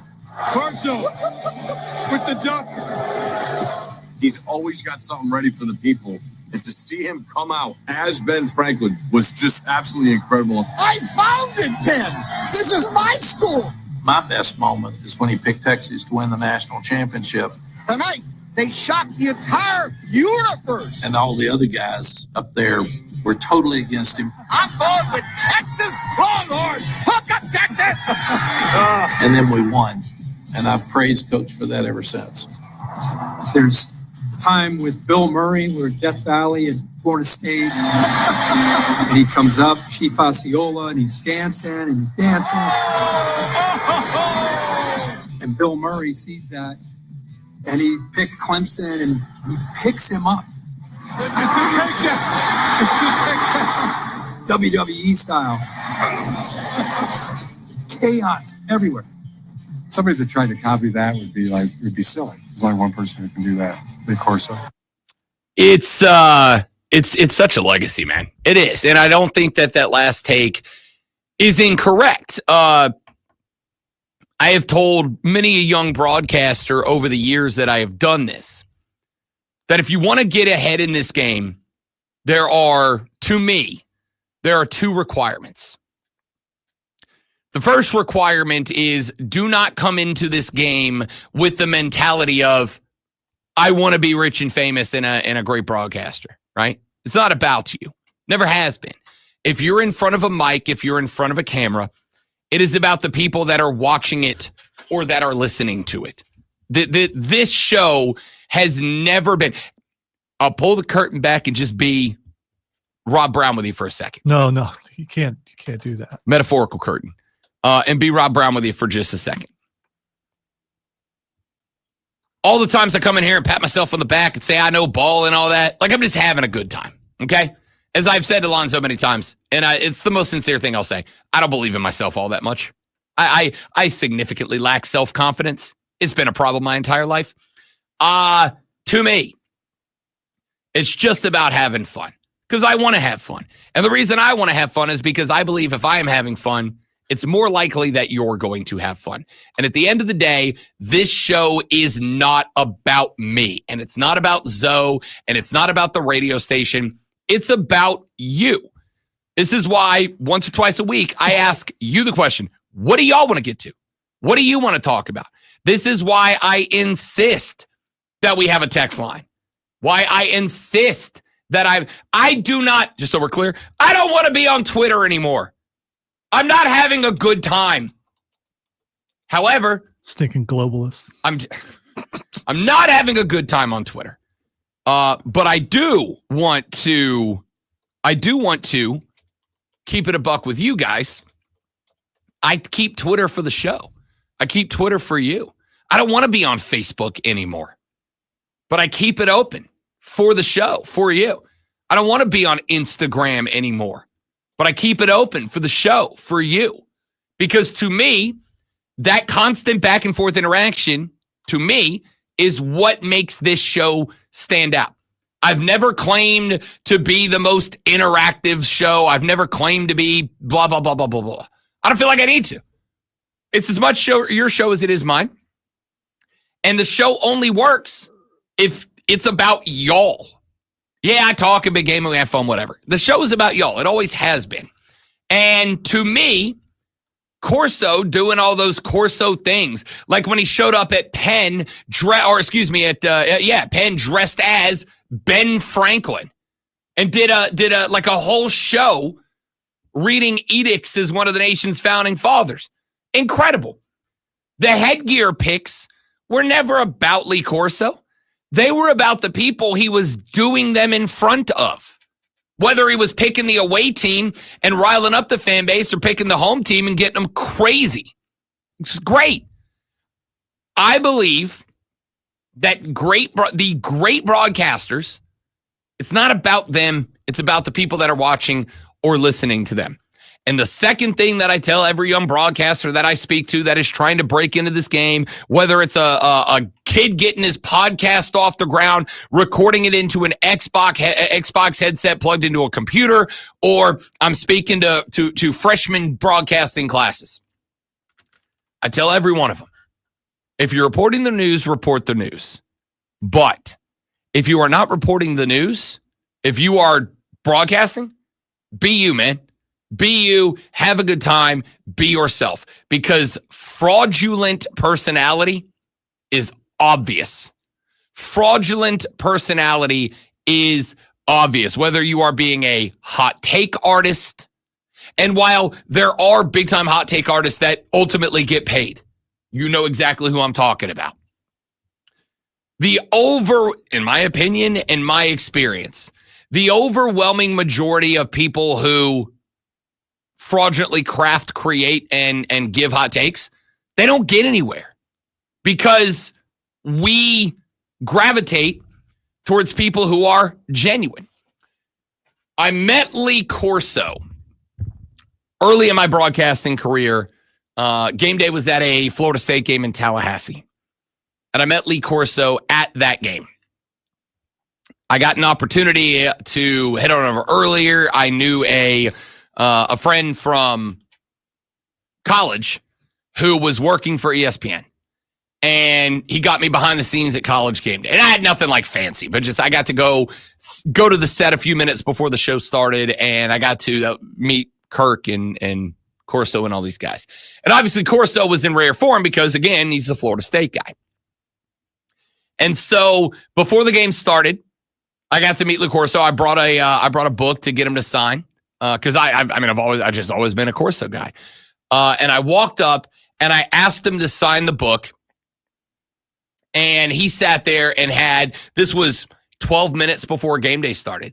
He sat there while the rest of the fellas were going up on the stage and they were going through their last bit of the production meeting and all that. And after I asked him to sign the book, I said, "Oh, could I get you on my radio show one day? I'll do a radio show over in Destin, Florida." And Lee Corso was kind enough to say yes, and he put me in touch with his agent, and he said, "How long have you been doing this?" And I think at that point, I'd only been in like a year and a half. I'd only been hosting my show for a couple of months at that point. And he said, "Free advice, kid. Have a good time." And at the time, I was like, that's it? That's it. That's what you're free advice. Have a good time. I don't want to say I took it personally because I love Lee Corso, but it was kind of one of those spots where it's like, dude, just say have a nice day, right? Free advice, kid. Have a good time. It was just the weirdest thing. And it took me a little while to get it. It took me a little while to understand what I meant, but I finally figured it out like, I don't know, a year and a half in, because at that time I was hosting what was a continuation of a previous guy's show. It was an only SEC college football, not SEC sports, just SEC college football show. That was it. 365 days a year. It was SEC college football. And I was not having a good time. I didn't enjoy it. I did it, but I didn't enjoy it. So a handful of years later, I was talking to my boss, and the guy who I stepped into the show to effectively long-term fill in for him, we came to the realization he wasn't coming back for a long time, maybe ever. And I went to the boss and I was like, please let me do the show differently. And he said, here's what I'm going to do.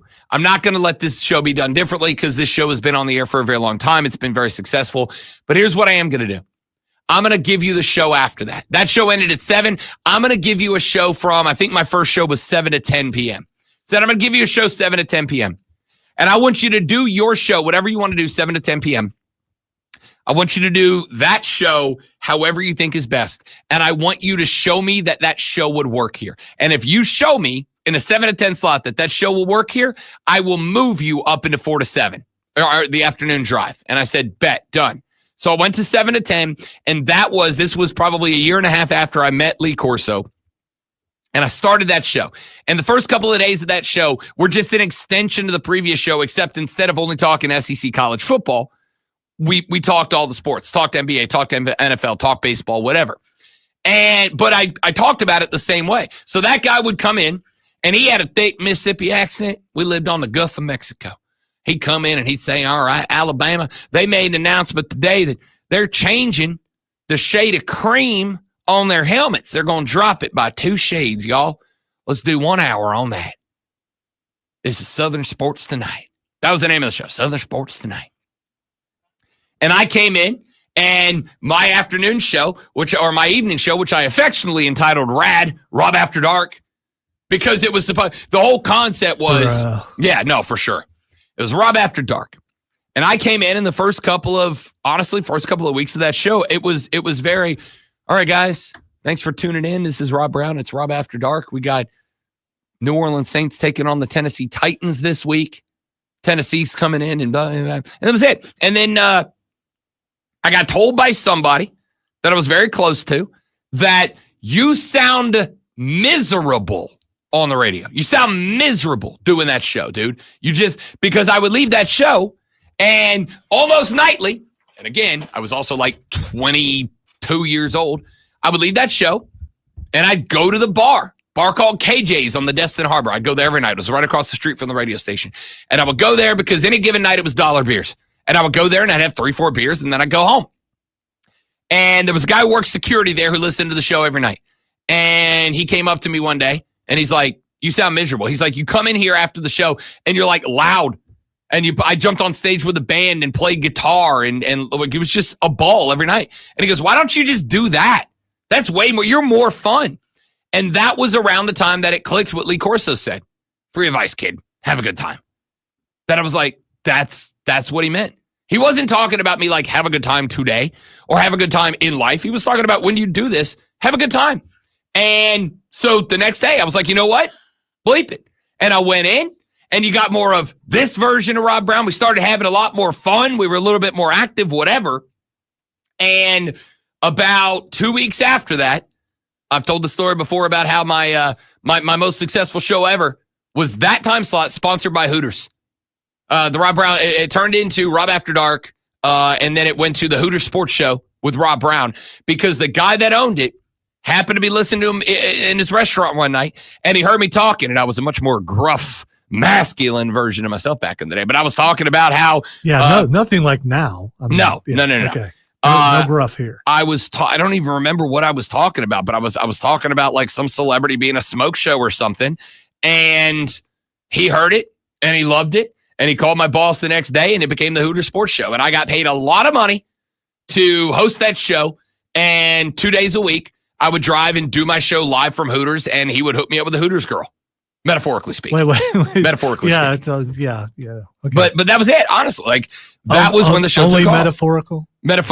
That was up to me. Okay. That was up to me. I mean, it's just me and you. I mean, so it was only metaphorically speaking. Never, No, metaphorically speaking. Okay. And all only right. metaphorically speaking. Okay. All right. So all that being said, I can say that indirectly, my being here, my being on the radio in the upstate, my working with Lonzo, us winning 3 South Carolina Broadcasters Association Sports Talk Radio Show of the Year awards, all of it came indirectly, but kind of directly, because the one time I met Coach Corso, the last words he said to me were, "Free advice, kid, have a good time."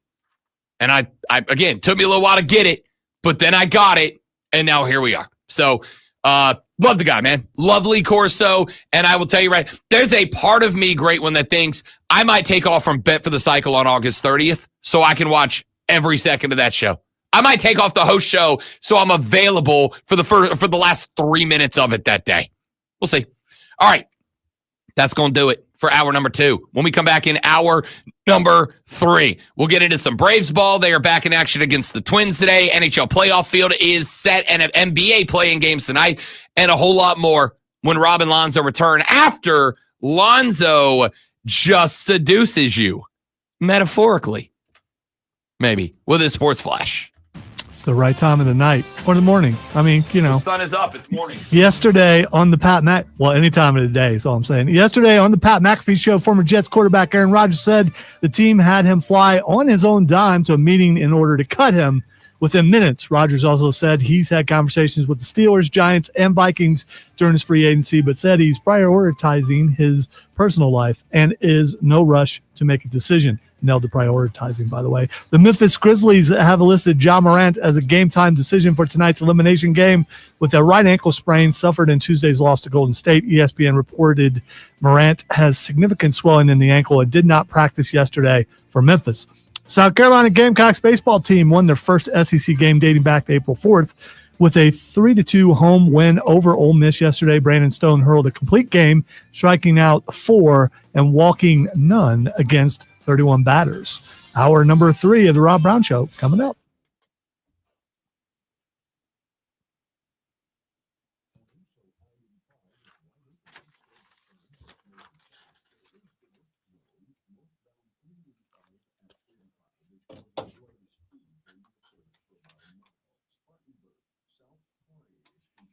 South Pine.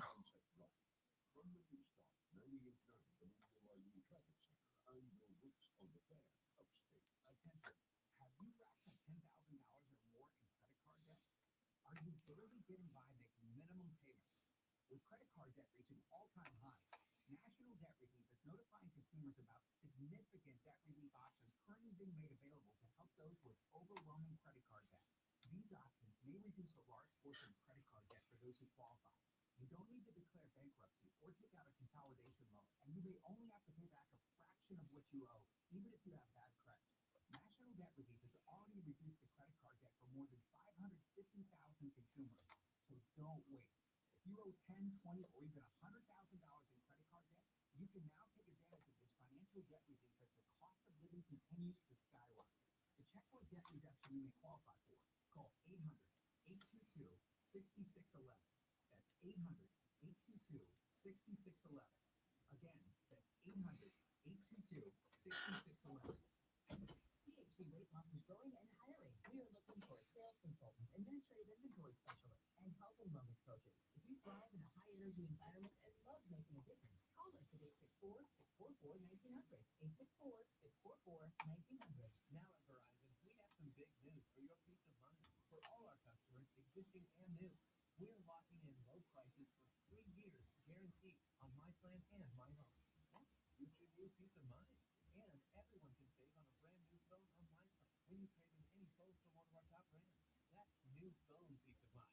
Because at Verizon, whether you're already a customer or you're just joining us, we got you. Visit Verizon today. Price guarantee applies to insurance based monthly rate. Additional terms and conditions apply for all offers. Well, good morning, kiddo. I love that you're home from college. I've missed you. Still taking your nature-made vitamins? Every day. A multivitamin and a probiotic. Taking notes. Still looking out for you, Mom. I'll never stop. Need to care for you every day. Nature-made, the #1 pharmacist-recommended vitamin and supplement brand. Find us in the vitamin aisle.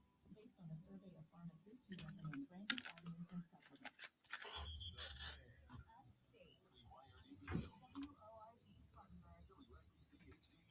Spartanburg. W246CB Spartanburg. For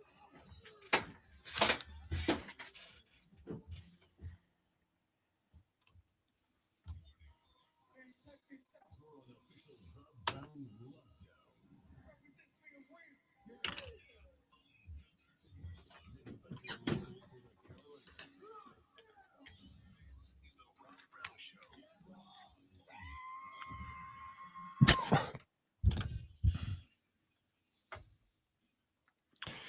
Off we go into our number 3 of the Friday edition of the Rob Brown Show here on the Fan Upstate. Rob Brown, the great one, Lonzo, and you, 844-326-3663. That's the number to the Hub City Spartanburgers text line.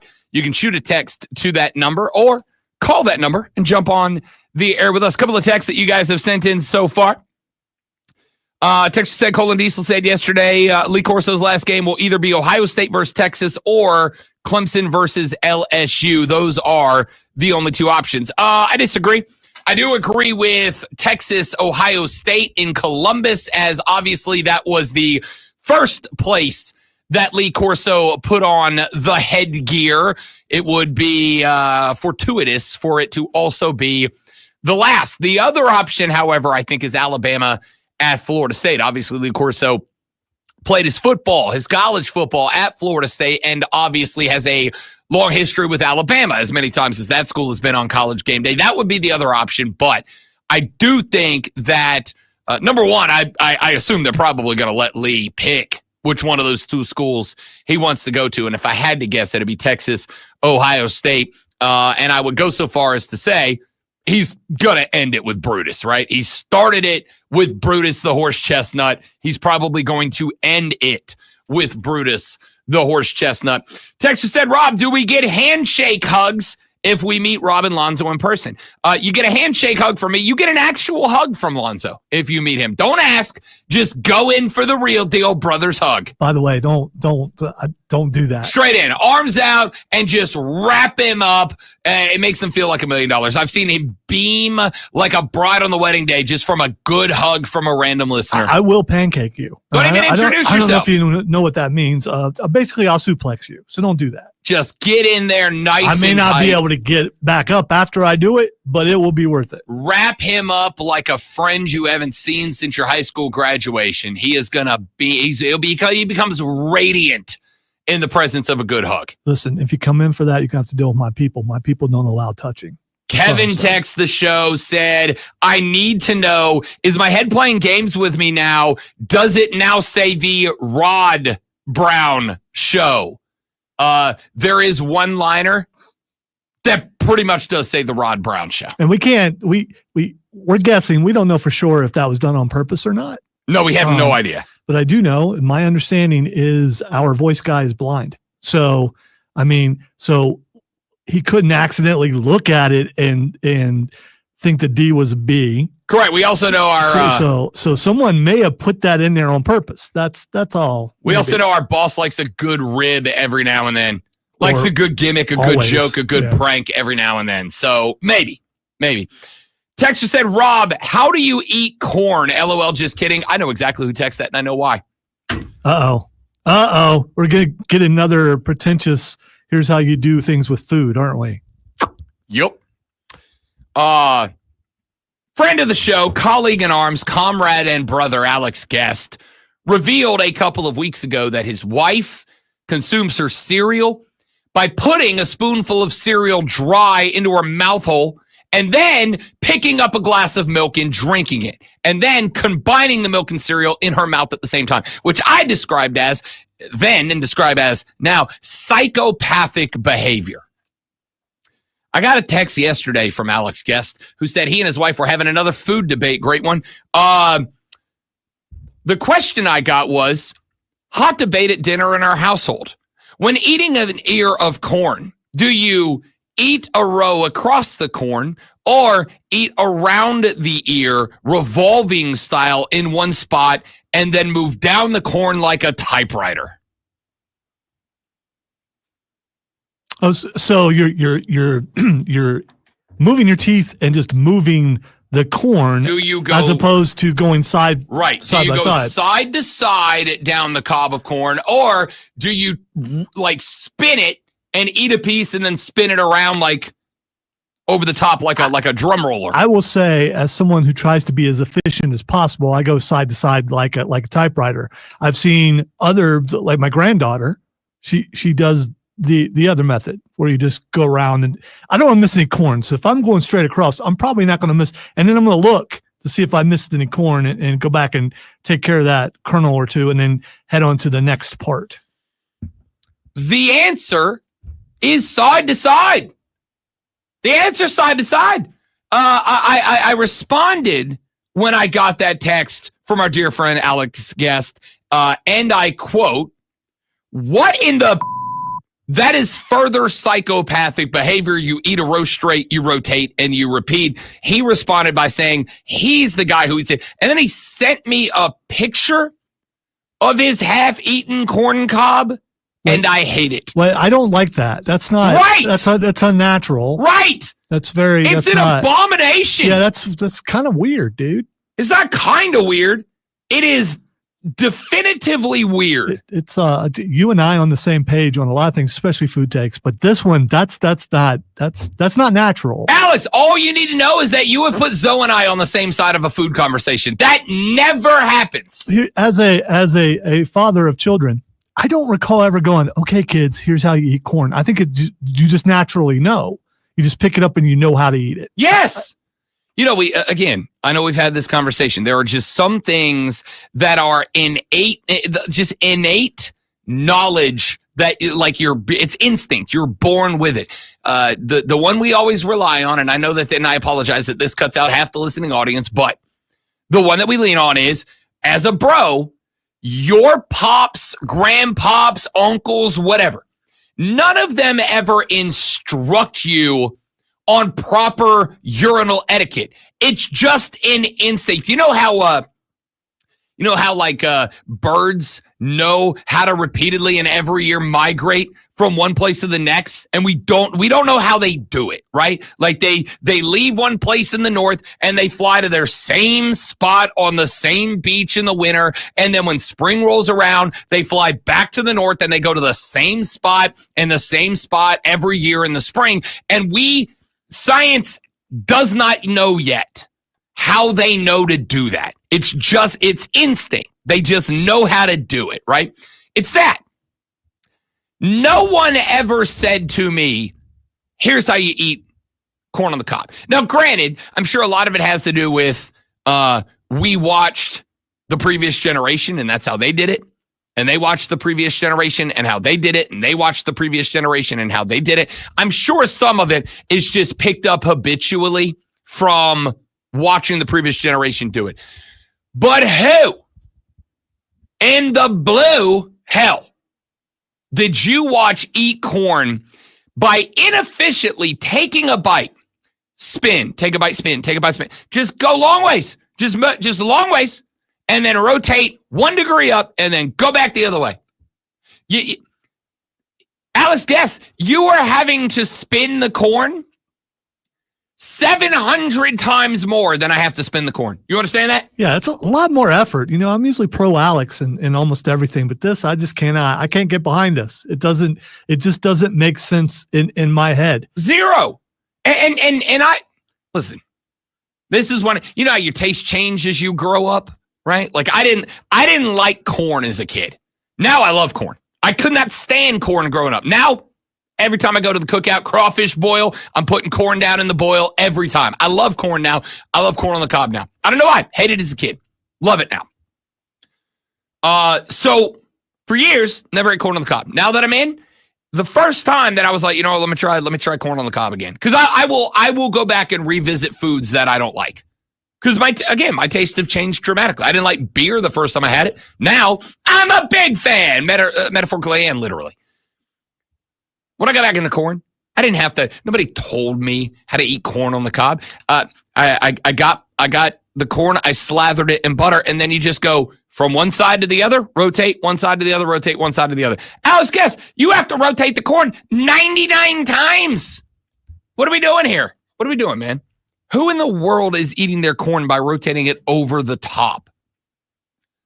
Like, I assume that's the same people who put toilet paper with the loose end tucked underneath and not over the top of it. Yeah, that's all right. It don't matter where you put your toilet paper. It does. It does a lot. That's just wanting to argue for argument's sake. No, I don't go in and go, oh, you are bad people because you went underneath. I don't care. Don't do that. It's just do it the right paper. way. Put that aside. This corn thing might need some evaluation somewhere. I'm concerned. I'm concerned about that. Self-help program, possibly. Yeah. I don't know. I'm genuinely concerned for my guy Alex that is a normal thought that he had. That's a totally normal thing. It's not. He didn't show Cole that, did he? I hope not. I don't know, but I got to tell you, in the long time that I have known and worked with and around Cole Bryson, I've never wanted his opinion on the topic more than I do right now. I don't know how to explain it. Cole's 100% a side-to-side guy, right? Like he's 100% a side-to-side guy because he's not a weirdo. I don't know, man. He's probably spent time out in the corn. You know, he's probably shucked it out there and ate it out there, but probably still side-to-side. That's I got nothing, man. I don't, Alex. I don't know what to say to you, buddy. I don't know what to say to you other than now. Diesel, we might need to question that because with an immaculate beard, you may have to do things differently because you don't want to get any of that in there. I have a beard. No, you don't. Yeah, but you don't. I have a beard too, but you don't have a Diesel beard though. I don't. If Diesel's got corn in this area of the beard, I'm guessing he's got bigger problems. I'm guessing Diesel is the guy that holds it up and just cuts it off with a knife. For the record, that's fine. I don't have an issue with that. All right. My uncle used to do that, but he had dentures, so I understood why he had to do that. For the record, I have to do that now because my front teeth. Okay. All right. I have to do that now. I cannot eat apples anymore off the, like I can't hold them. I can't Carlito an apple anymore. Why get an ear of corn if you know you got to cut it off? Why not just get canned corn?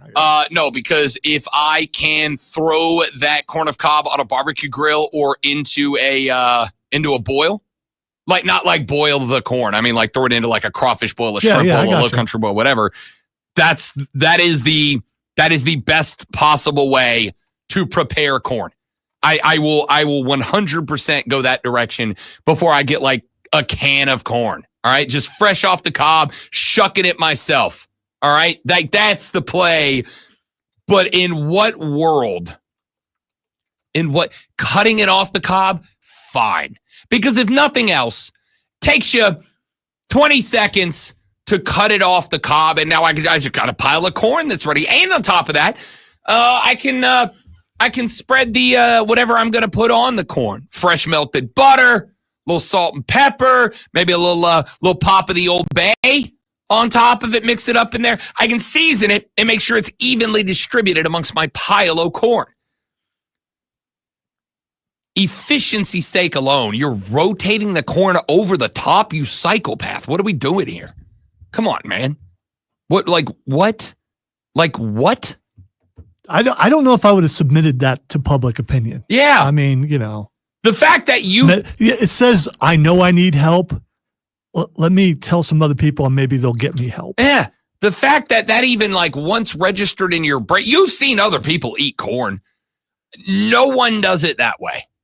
Like I assume the same number of people who eat their corn that way, like the percentage wise has got to be equivalent to the number of people who rob banks. You don't think that this is admitting this is a way to get back on good graces after throwing his wife under the bus about the cereal thing? No, I don't think that's what this is. His wife, I think Mrs. Alex Guest, after getting called out and put on blast on this show, saw Alex go with the rotate over the top corn thing, was like, I got you.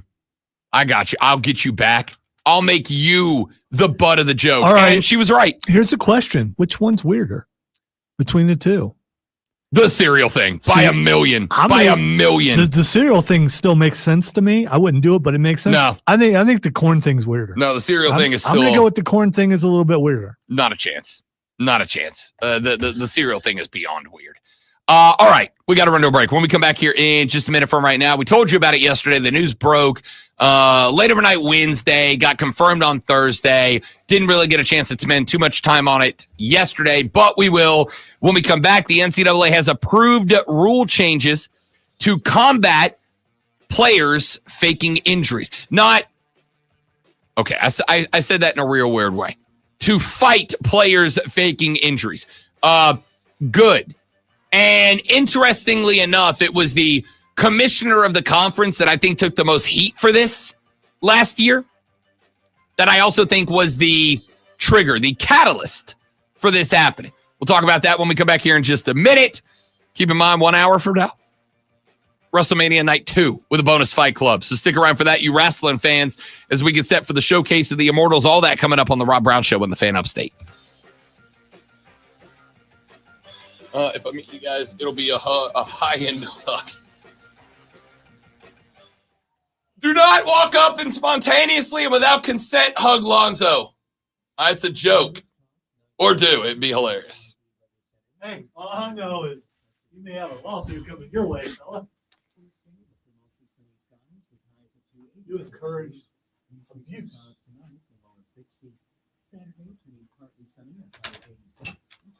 All right, give me 30 seconds, guys. We'll be right back.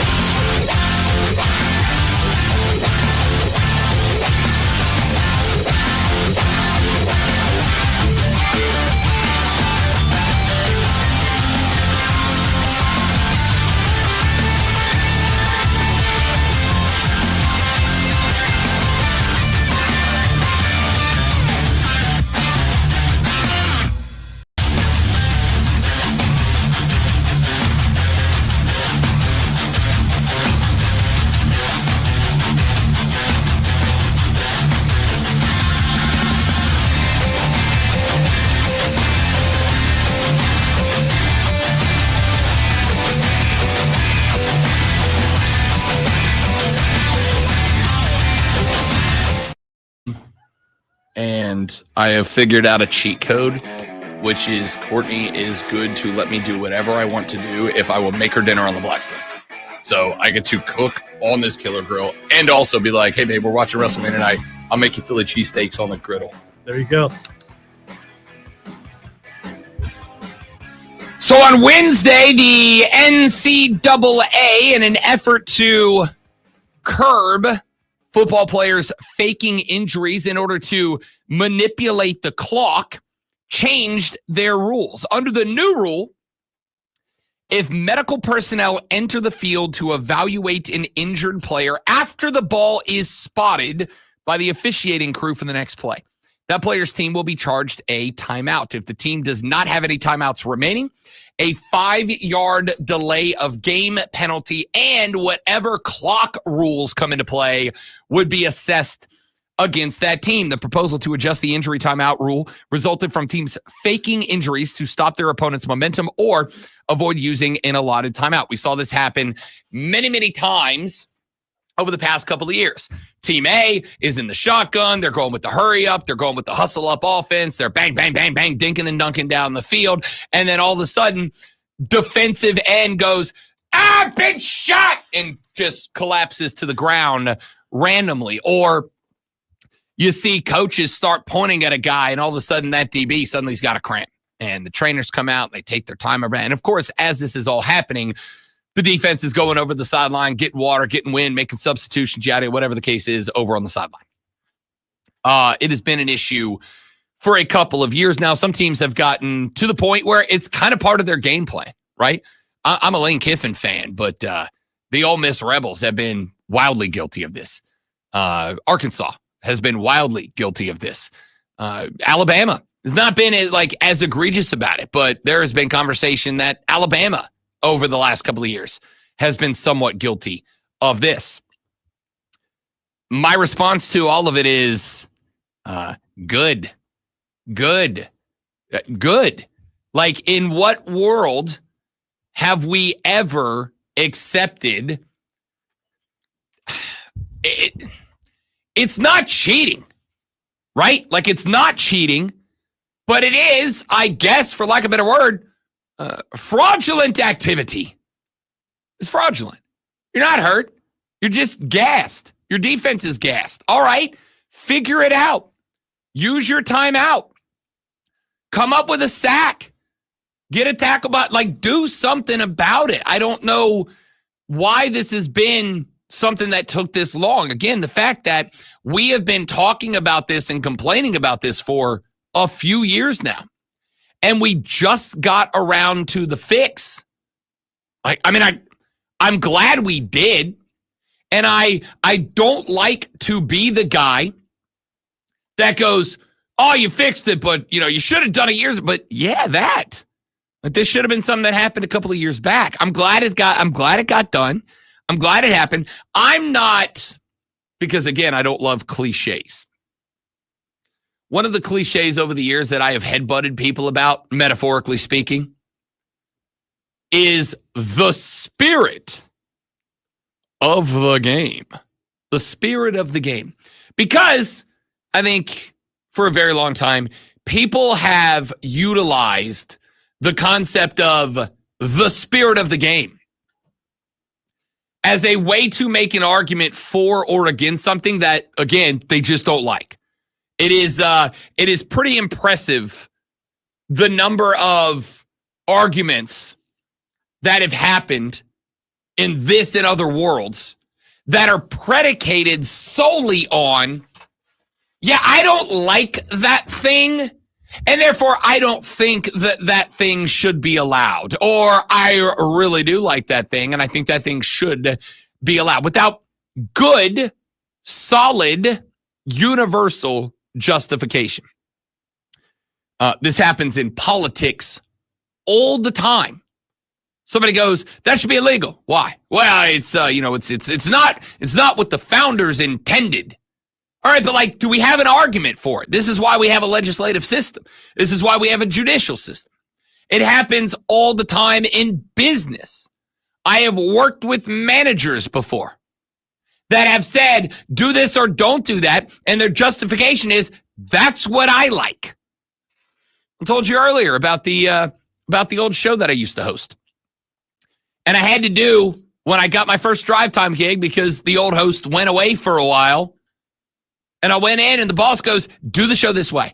And the justification was because that's what I want to hear. All right, so I don't get to try anything new, right? Like if there was justification for it, sure.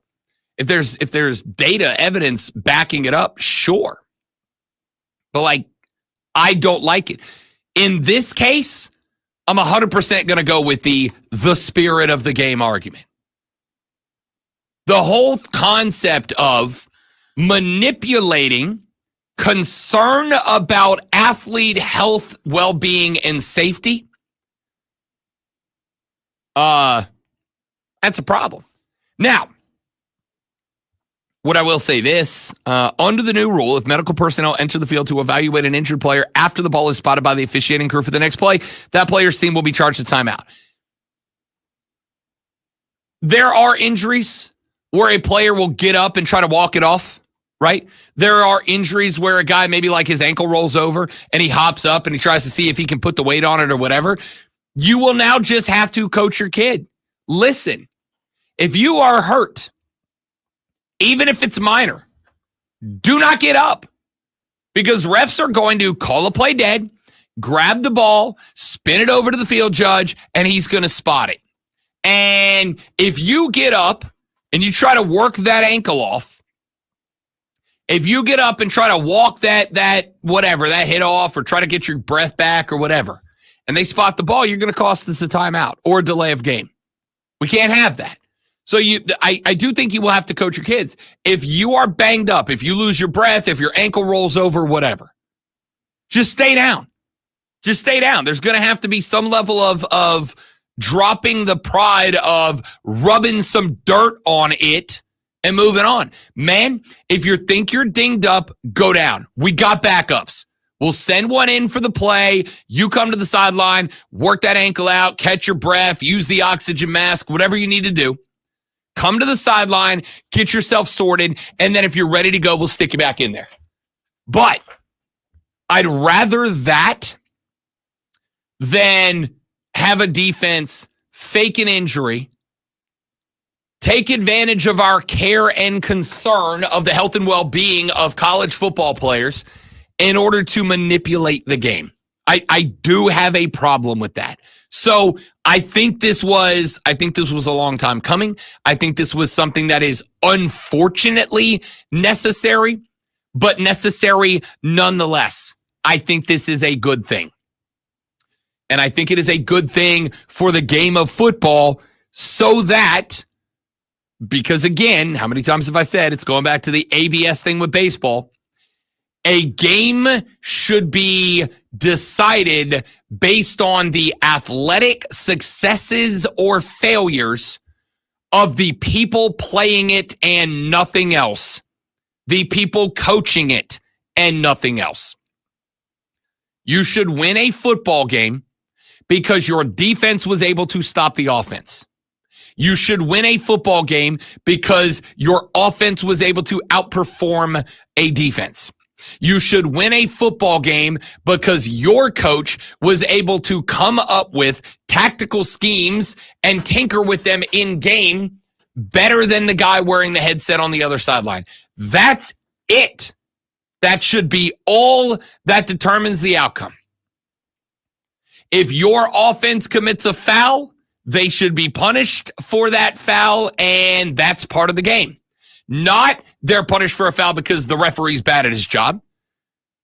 You should be penalized because you did something in violation of the rule of the game, not the spirit of the game.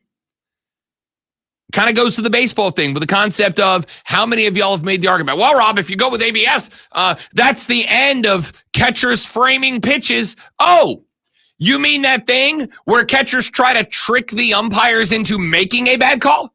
That thing? That thing where catchers manipulate the human emotions or emotions. Well, maybe sometimes, Angel. The human senses to get them to fraudulently ring up a batter. That thing, I know. I'm good with that. I'm good with that. This is kind of the same thing. I am good with a world where if a defense needs a breather, they got to come up with a stop. Because I don't know if you know this, but for every snap of the football that a defensive lineman takes and gets engaged in hand-to-hand combat, so does an offensive lineman. For every route that a defensive back has to turn his hips, get into the slot, and defend, a wide receiver has to run it. For every time that a linebacker has to drop back into coverage and put eyes on the quarterback to see where they are going and what is going to happen, a quarterback has to drop back into the pocket, bounce around, look around, scramble, and escape. This is like, it is not just the 11 guys on defense that are tired when the offense is high tempo. The offense has to run the same number of plays. And if they get to sub, you get to sub. If they run a guy off because he's gassed, you get to run guys off because they're gassed. But if they don't, you don't.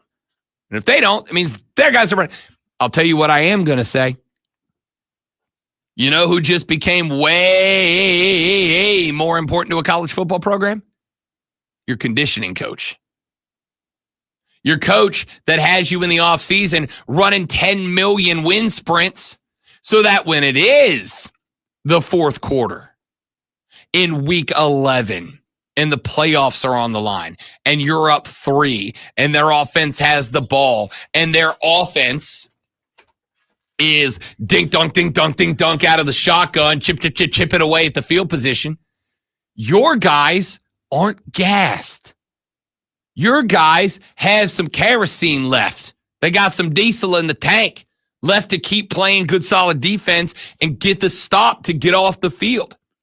Your stamina and strength and conditioning coaches just became way more important than they have. I mean, they've always been important. Let me be clear. I'm not saying they've not been important. They are important. They always have been important.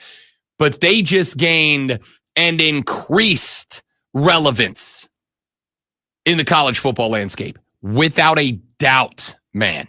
Without a doubt. All right, let's take a break. When we come back here in just a minute from right now, I promise you I'll have my mock draft on Monday. All right? I wanted to have it today. But I had the opportunity yesterday to go to the South Carolina Football Hall of Fame induction ceremony. Had a great time, by the way. I'm going to start playing those interviews for you coming up next week on the show. Well, you've only got a few more days to get your mock draft in before the actual draft happens. I will have it for you on Monday. Okay? Uh-huh. But what I will do when we come back is talk about 3 or 4 players in the first round of the draft that I think are going to have easily the most impact on the NFL right out of the gate. I'll give you a list of some of my favorite players in this draft, and we'll talk about if any of them might be available at number 8.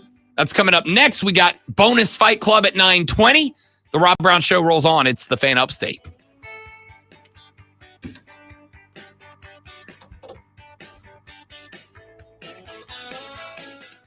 I saw that.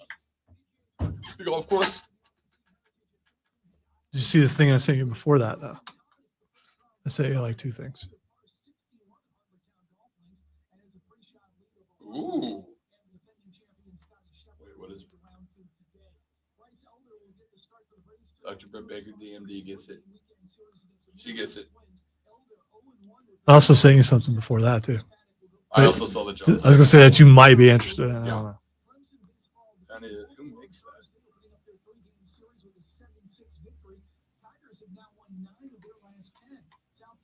Okay, that's AI. What? The Jaws whiskey. You sure? Yeah, because I'm relatively sure that they're not selling a celebration edition. Ah.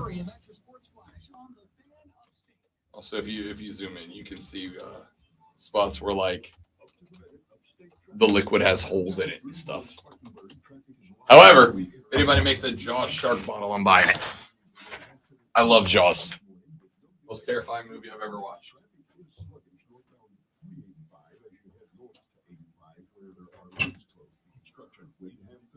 doors are wide open and running free. From the News Talk 98.9 WORD Traffic Center, I'm Bill Brooks on Classic Road 101.1. If you're building or ready to replace any of your home furnishings, now's the time during our spring savings sale at Jeff Lynch. Since 1926, Smith Brothers Furniture, handcrafted with pride in the heart of America. Stanley Sofa by Fusion Sofa, now only $549. Up to 5 years, 0% interest on Tempur-Pedic's adjustable base bedding. Sealy's Crown Jewel Queen Mattress, now only $377. For the very best service, selection, and price, come to Jeff Lynch Appliance and TV Center Spring Savings Sale, 17 Rover Mountain Road, Greenville, and jefflynch.com. Prescriptions require online consultation and care provider will determine the appropriate restrictions apply. See website for details and policy and for UC subscription required. Price varies based on product and subscription claim. Hey guys, millions of men experience ED, but not everyone can access or afford treatments like Viagra. Thieves pulled off a $20 million jewelry heist in downtown LA, cutting through a wall and cleaning out 2 safes. Say that again? Thieves stole $20 million in jewelry by cutting through a wall and clearing out 2 safes. Going old school. Right. This is very much a plot of something.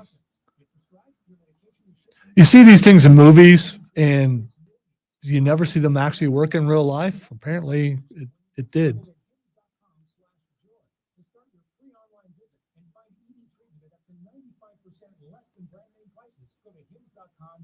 Joy. That's hims.com/joy for your free online visit. From the Ingles Market Studio, Upstate, 97.7 FM Greenville, 97.1 FM. Always blood from the free Odyssey. Now, the Infinity Sports Center. Text or call. One number does it all.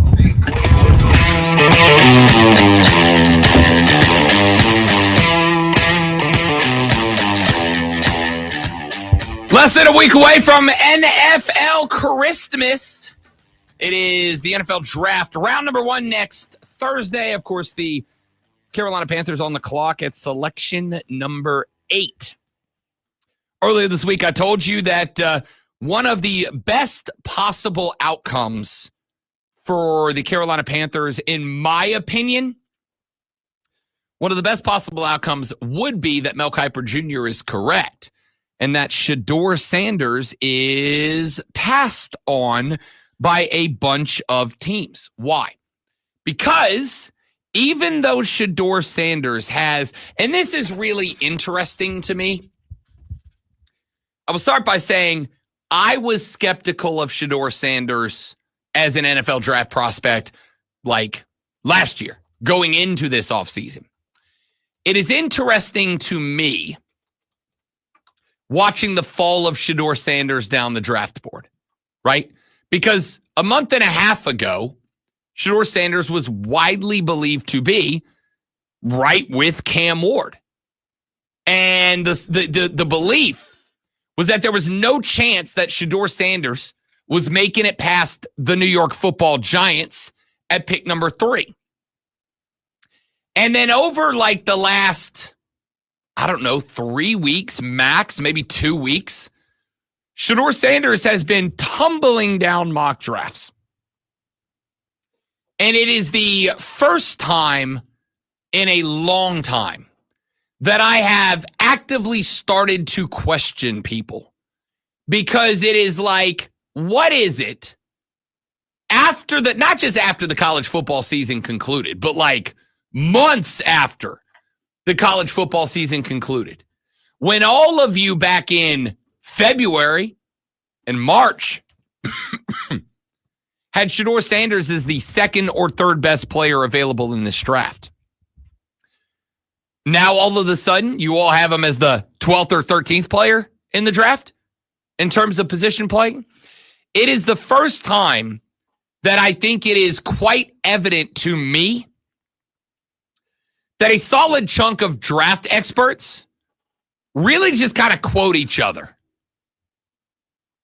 It is the first time that it is evident to me that a lot of draft experts just kind of read everybody else's draft and parrot each other about it. Now, I'm not saying that I don't take other people's perspectives into consideration. when I am looking at this stuff. But you can go to YouTube and you can just pop in the name of almost any and every player that is available to be drafted. And you can go get highlights of them. You can go get lowlights of them. You can just pull up film of just about anybody that you would be interested in drafting. And you can learn whatever it is you want to learn about them. And so for me, and I'll keep it a buck, the Rob Brown Show mock draft is one round. Do you know why? Because while I am 1,000% willing to go look at 32 players draft film and come up with guys and put them in an order based on the collective needs of different teams in the first round, I don't have the time or desire to do that for 300 players. I just don't. Sorry. I just don't. I'll go do it for Cam Ward and Shador and compare and contrast and tell you the things I see and like and don't see and don't like, etc. But the fall of Shador Sanders has been really interesting because it's like, it feels to me like someone somewhere, some expert somewhere decided one day, yeah, Shador's not that good. And then somebody else went, oh, somebody else said that. I'm going to roll with that. And now that's just kind of where we are. Just out of intrigue, I went to ESPN's power ranked draft players. They've got Shador Sanders ranked 14th on the player power ranking. Back in February, he was number 3. He was number 3. Now he's at 14. What did you see months after the college football season ended that had you drop him however many spots it is from 3 to 14? 11 spots. Doing math on the fly is not my strong point. But I did put together my power rankings of players in terms of immediate impact. Guys that will show up on day number 1 to their NFL franchise and make a difference. The first one, not going to shock anybody. It's Abdul Carter from Penn State. Ryan Horvat and Brad Evans on BetMGM tonight last week asked me, what player in the draft has the most impact as a rookie? And my answer then was Abdul Carter. My answer now is Abdul Carter. Here's my favorite thing about Abdul Carter, the edge rusher from Penn State. He's only been an edge rusher, like a true, genuine edge rusher, for about 8 games. And in about 8 games, he made that much of a difference for Penn State. You can put him down on the line in a 4-point. You can stand him outside as an outside edge rusher from the outside linebacker position. There's nowhere that you can't put the guy. He is as fast off the line of scrimmage as anybody in the game. And more importantly, his change in position in the pass rush, his change in direction in the pass rush. There's 2 ways to pass rush somebody. Number 1 is the bull rush, what we call the Lonzo method. I'm going to put my face mask between your numbers, and then I am just going to beat your ass. I am just going to drive you backwards into the quarterback. The second position, yes, you can do that from the bear crawl position, but... No, I was saying I was more of a swim move guy. I was a lot faster than what you think, but that's fine. I mean, you look at me now. Now I would be bull rush for sure. The number 2 way to pass rush somebody is to be very twitchy in the pass rush. That is where the swim move, the rip move, the dive move, the spin move, that's where that comes in. In order to be that kind of guy, you have got to have the ability to be wildly shifty and have a remarkable sense of acceleration. Here's the thing about Abdul Carter. He's one of the few guys that can do both. There's not a lot of guys that can do both. He is one of the few guys that can do both. Abdul Carter is going to have the most impact as a rookie. The second guy that I think is going to have, and you're going to notice a theme here as I give you the first couple of guys. The second guy is Mason Graham, the defensive tackle out of Michigan. Led Michigan's defensive line with 45 tackles last year. He's a defensive tackle 45 tackles last year for Michigan. Tell you what I like about this cat. Young ballers out there, listen to Rob Brown. I told you about pass rush. Let me give you one more thing you need to know. How to disengage with a blocker. How to, when a guy gets hands on your chest, how to separate from this guy. 6'4", 296. But watch him separate from blockers. It is a fast bang with the hand, get their hands off, figure out where the pressure is, figure out where the slot is you need to fill. One quick shot with the hands and get into that gap. He is everything that Abdul Carter is as a edge rusher, as a guy who can separate in pass pro or from pass pro. This cat is against the run block. He is a bull rusher who understands, who can find the spot where it is disengage, separate, and get yourself into the gap that you need to get into. Mason Graham is the second most impactful. You're going to hear a lot about him. Third most. Tyler Warren is not Brock Bowers. I want to be very clear about this. Tyler Warren is not Brock Bowers. Tyler Warren is going to be very impactful in week one. Tyler Warren is going to be very impactful in week one. Leaves Penn State as the program leader in total touchdowns with 25, total receptions with 153, total receiving yards in 1,839, and total receiving touchdowns in 19 amongst tight ends all time at Penn State. And here's my favorite part. At 6'6", 256, he's a stout run blocker. But do you know what I can do with Tyler Warren? I can do with Tyler Warren what Las Vegas did with Brock Bowers last year. I can line him up as a tight end, and I can motion him to the slot, and guess what? Now he's a genuine pass-catching threat. Now he's a guy that I trust as a route runner. Now he is a guy that I trust as an outside blocker. He is the most, I think, deadly screen blocking tight end we have seen in a long time. And when I say screen block, I don't just mean line him up in a traditional tight end spot and have him bubble route out to the outside for a block. I mean, I'm going to line him up in the slot. I'm going to set you up for Tyler Warren, the route runner, and then I am going to have him set up a block as a screen guy. Tyler Warren is the third most rookie impact player out there. The fourth, and here's where we start getting into the cats that I think could be available for the Cats at number 8, Jalen Walker out of Georgia. 6'1", 243 pounds. Not the tallest guy in the world. But at 245, he is stout for his size. I can put him at the inside linebacker. I can put him at a true defensive end. And this is why I think he, if Carolina stays at 8, is the pick. By the way, I saw yesterday there are reports coming out of Charlotte. We'll talk to Rashad Beard about this next week. He'll join us on NFL Draft Day number 1 that morning.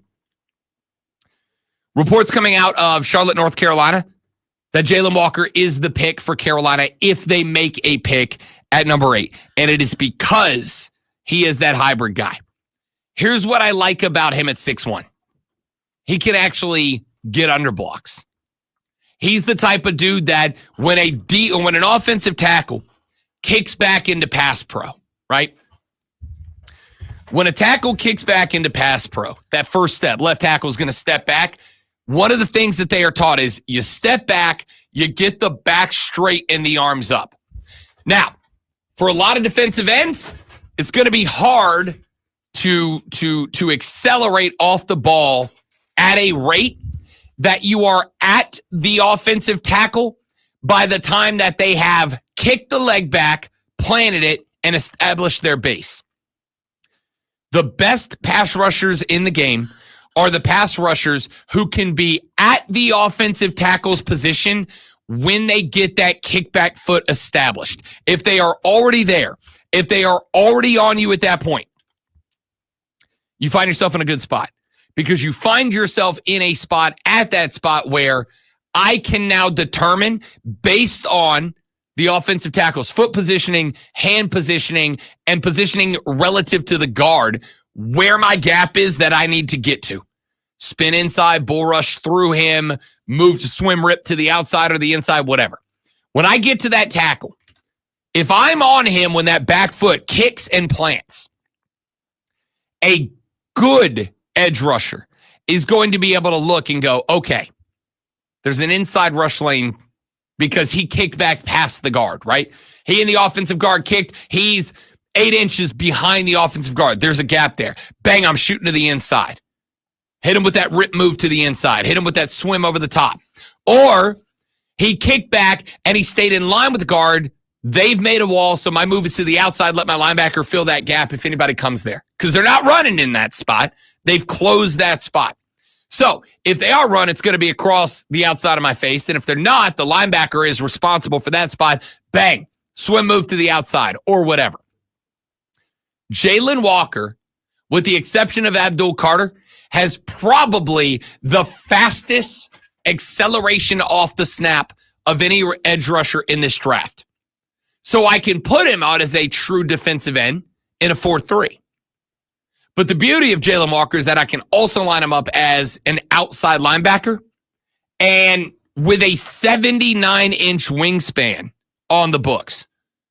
What this means is the guy's rangy. He's only 6'1", but he's rangy. I can line him up as an outside linebacker, and I can have him play stepped up. I can have him sit back in his zone.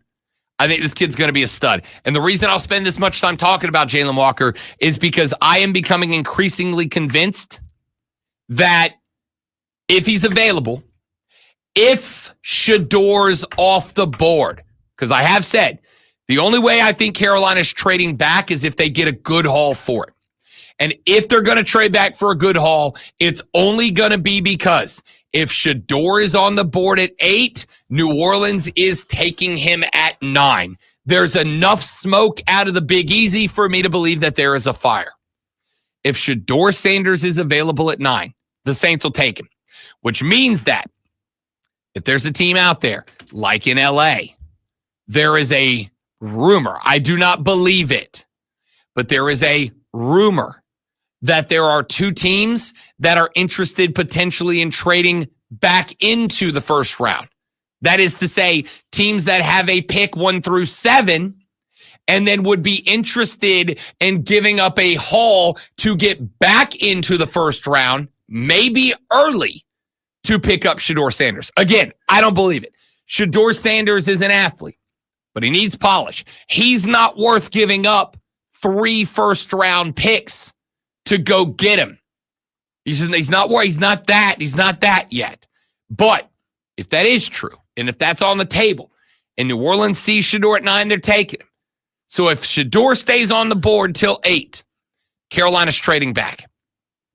If Shador is not available, if the Giants, as I predict they will, take him, or if the Browns take him at number 2 because they're Cleveland, then I'm convinced Jalen Walker is going to be the pick at number 8. Why? Because with the exception of Abdul Carter, I don't think there's a player in the draft that better fits this spot. I think Mason Graham might be a better player at the next level, but I also know you got Derek Brown on this team still. He was injured last year, so a lot of folks kind of wrote that off. But you got Derek Brown. I don't need a big man in the middle. I need edge rushers. Jalen Walker is the second best edge rusher on this draft, and I don't see anybody else ahead of Carolina taking him. So we'll see how that plays out. I got a few more guys, and I will kind of sprinkle them in throughout the next week. I promise, I will have their I will have the Rob Brown Show mock draft ready on Monday. But it's 1 round long, okay? 32 picks. I'll have it for you on Monday. What I also promise is that for the next 60 seconds, you are going to be filled with radiance and joy as Alonzo reads you a sports flash. As long as that dwarf doesn't keep hitting me in the knee with the hammer, I'm good. Yesterday on the Pat McAfee show, former Jets quarterback Aaron Rodgers said the team had him fly on his own dime to a meeting in order to cut him within minutes. Rodgers also said he's had conversations with the Steelers, Giants, and Vikings during his free agency, but said he's prioritizing his personal life and is in no rush to make a decision. Memphis Grizzlies have listed Ja Morant as a game-time decision for tonight's elimination game with a right ankle sprain suffered in Tuesday's loss to Golden State. ESPN reported Morant has significant swelling in the ankle and did not practice yesterday for Memphis. South Carolina Gamecocks baseball team won their first SEC game dating back to April 4th with a 3-2 home win over Ole Miss yesterday. Brandon Stone hurled a complete game, striking out 4 and walking none against 31 batters. Hour number 4 of the Rob Brown Show is next, right here on The Fan Upstate.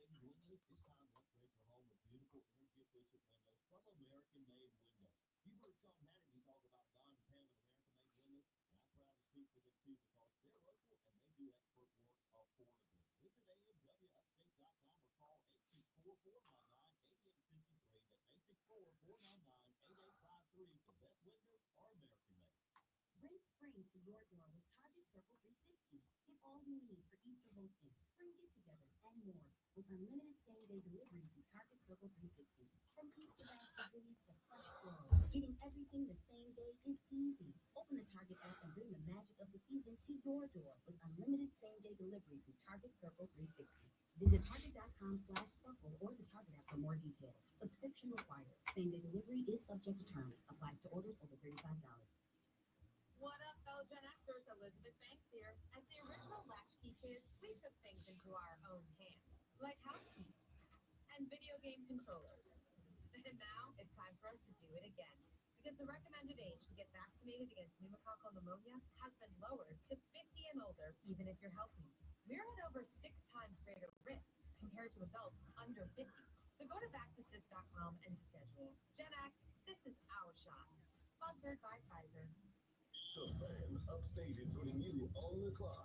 Get ready for live wall-to-wall coverage of the 2025 NFL Draft Thursday night, April 24th, starting at 7 p.m. Who will the Titans take with the number 1 pick? What's the plan for the Carolina Panthers? Will they trade down? We're bringing you exclusive insight, expert analysis, and live interviews straight from Green Bay. Don't miss a moment, only on the Fan Upstate, your home for the NFL. Wire to wire with Diesel and Cole Bryson. Turn on, leave on. Talking Clemson baseball with head coach Eric Backett. Is that an identity that you want this team to have year in and year out, talking about the long ball? Or would you say that offensive production and how you score varies year to year? Yeah, I would say that the way we construct an offense is a blend of speed and power, and we never want to be one-dimensional. We don't want to only be able to score by hitting home runs, and we don't only want to be able to score by, bunting and hitting and running and stealing and doing all that stuff. We want to be able to do it all. We want all the bullets in the gun. And so we build an offense with a good blend and balance of both. You can't be one-dimensional in this game in college baseball. You dying? Diesel and Cole Bryson. Good. Afternoons 3 to 7 on the Fan Upstate. Just shotgun blast to the knee for some reason.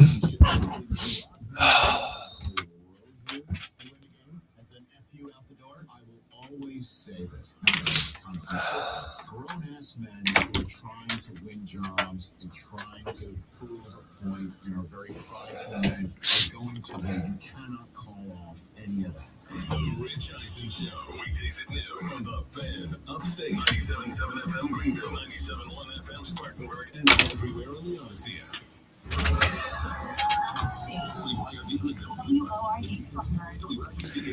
It shouldn't be. It shouldn't have been, but whatever. I don't think I said anything bad. Other than ow.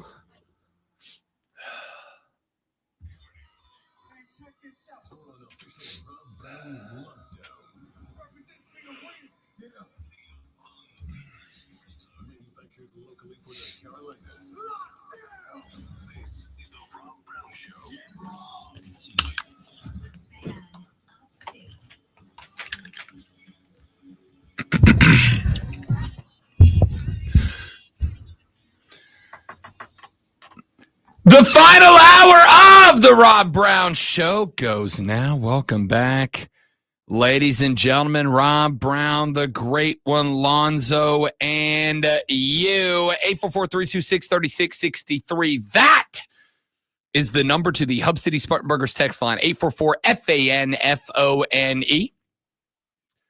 That's also the number to call the show, to jump on the air with us, 844-FANFONE.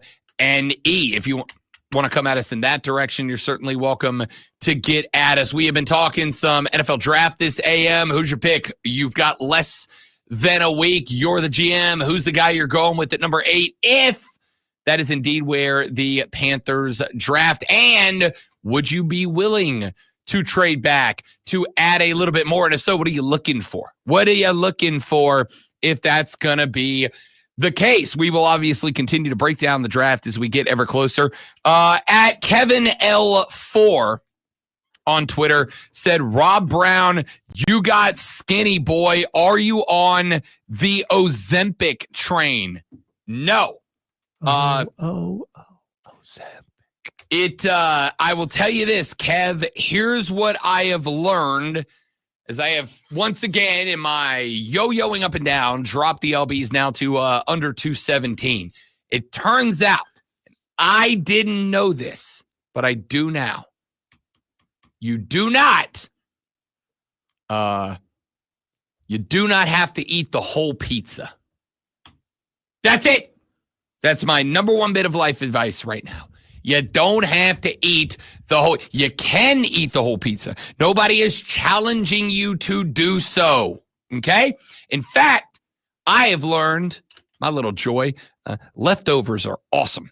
Big fan of leftovers. So, Kev, I appreciate that. It's very kind of you. Our buddy famously Garnet of the Welcome Home pod yesterday, got the chance to see and hang out with him yesterday at the South Carolina Hall of Fame induction ceremony.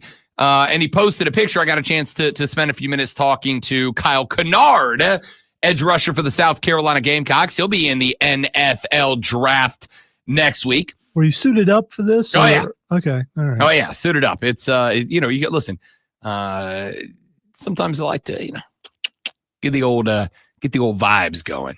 It was a nice little ceremony. And thanks again to everybody over at the SC Football Hall of Fame for the generosity and hospitality of the invitation and a lovely dinner last night. Had a little prime rib, had some shrimp and grits, and I got to tell you, some of the best hush puppies I've ever had in my life. And listen to me on this. It's a weird combination, isn't it? Nah, shrimp and grits and hush puppies go great. Well, shrimp and grits, but still. Love some shrimp and grits. They made hush puppies. They made garlic butter hush puppies. I don't know if they made the garlic butter and then drizzled it on the hush puppy. I don't know if they somehow made the garlic butter into the hush puppy, but I smoked some hush puppies last night. Smoked some plain boring hush puppies. All right. All right. Right? But good hush puppies? Untouchable. Also, are they called hush puppies because I'm making this up off the top of my head. Back in the day, did you give extra little bits of bread to the puppies to get them to hush? Is that why we call them hush puppies? That was the theory I floated last night. I'm like, why? You know what? I don't understand why we call them this. I'm assuming that back in the day, you would toss little morsels of bread to the dogs to get them to shut the hell up. Well, I think you looked that up. Hush puppies are called made that up. Hush puppies because the name likely originated from fishermen and cooks throwing fried cornbread dough to dogs to quiet them down while fishing or cooking. That just makes sense. Just makes sense. You want the puppy to hush, you give him a hush act puppy. Of tossing the cornbread was accompanied by the phrase hush puppy. Yeah. Hence the name. Bang. Smart boy over here. So our guy Famously Garnett put up a picture. I got a chance to talk to Kyle Kennard. I'll play that interview for you on Monday. I also got a chance to talk to Jonathan Abraham, who was – these two dudes were big as hell. I was going to say they're large men, right? Kyle Kennard – all right, I'll tell you what, I'll go ahead and throw the picture up on the live screen, which you can hang out with us on our live stream at facebook.com/The Fan Upstate, The Fan Upstate on YouTube, The Fan Upstate on Twitter, The Rob Brown Show on Facebook, YouTube, or Twitch. This picture is taken at eye level for me. And I will have you know that as I normally do when I interview people, that are giant human beings, I do my best to stand up straight. I don't have much going for me in life. 6'3", 217's the best thing I got going for me. I know. It looks like you're leaning back a little bit to look up. I'm just saying. No, that's what a person with good posture looks like. Nuh-uh. Okay? Not a lot of us in radio have it. I was going to say, I'm looking at you right now. I don't know. That's good posture. Standing up straight, trying to have the conversation with Kyle Kennard. Dude had me by 2 inches. And while this picture doesn't show it, bro is bleeping yoked. All right, we've had some wrestlers in here. How would you compare him to someone like Damian Priest or someone like that? Bigger, more jacked than all of them. Okay. He's the yokedest dude that I have been around since Kevin Green back in the day. Bro, you like the yokedest. It's unbelievable. The dude, and he had on, so he was rocking the suit pants with the sweater over a dress shirt. And when he turned the corner, I kind of did the thing where I looked and I turned back and I was like, oh, that is one big son of a. Oh, that's Kyle Kennard. I got it. That makes sense. Got a chance to talk to him. Then I got to talk to John Abraham. Longtime NFL great. Drafted by the Jets. Played a handful of years with the Atlanta Falcons. Ended his career with the Arizona Cardinals. John Abraham was a borderline Hall of Famer. In fact, we were having a conversation because John Abraham walked up to me. And while I can't tell you specifically why he asked, he is making a big-time NFL-related television appearance sometime in, hypothetically, the next 6 days, is what I can tell you. And so John Abraham is making an appearance on behalf of a particular NFL team in a big-time nationally televised television spot sometime in, again, roughly the next 6 days. And so I had not yet spoken to John Abraham. And he walked up to me. For those of you that aren't on the stream and didn't see the picture, I wore my wedding suit yesterday. Why? Because it was dumb expensive and I'm going to get my mileage out of it. That's why. Because it looks real good and I'm getting my mileage out of it. You think you look good in it. That's why you're wearing it. No, I don't think I look good in it at all. I am well aware that I look good in it. Okay. All right. So, throwing the suit, he rolls over to me, John Abraham did, and he goes, hey, bro, where'd you get that suit? And I told him. I was like, I was a little shop over in Greenville, South Carolina, took care of me. They hooked me up. He goes, was it off the rack? And I was like, no, sir.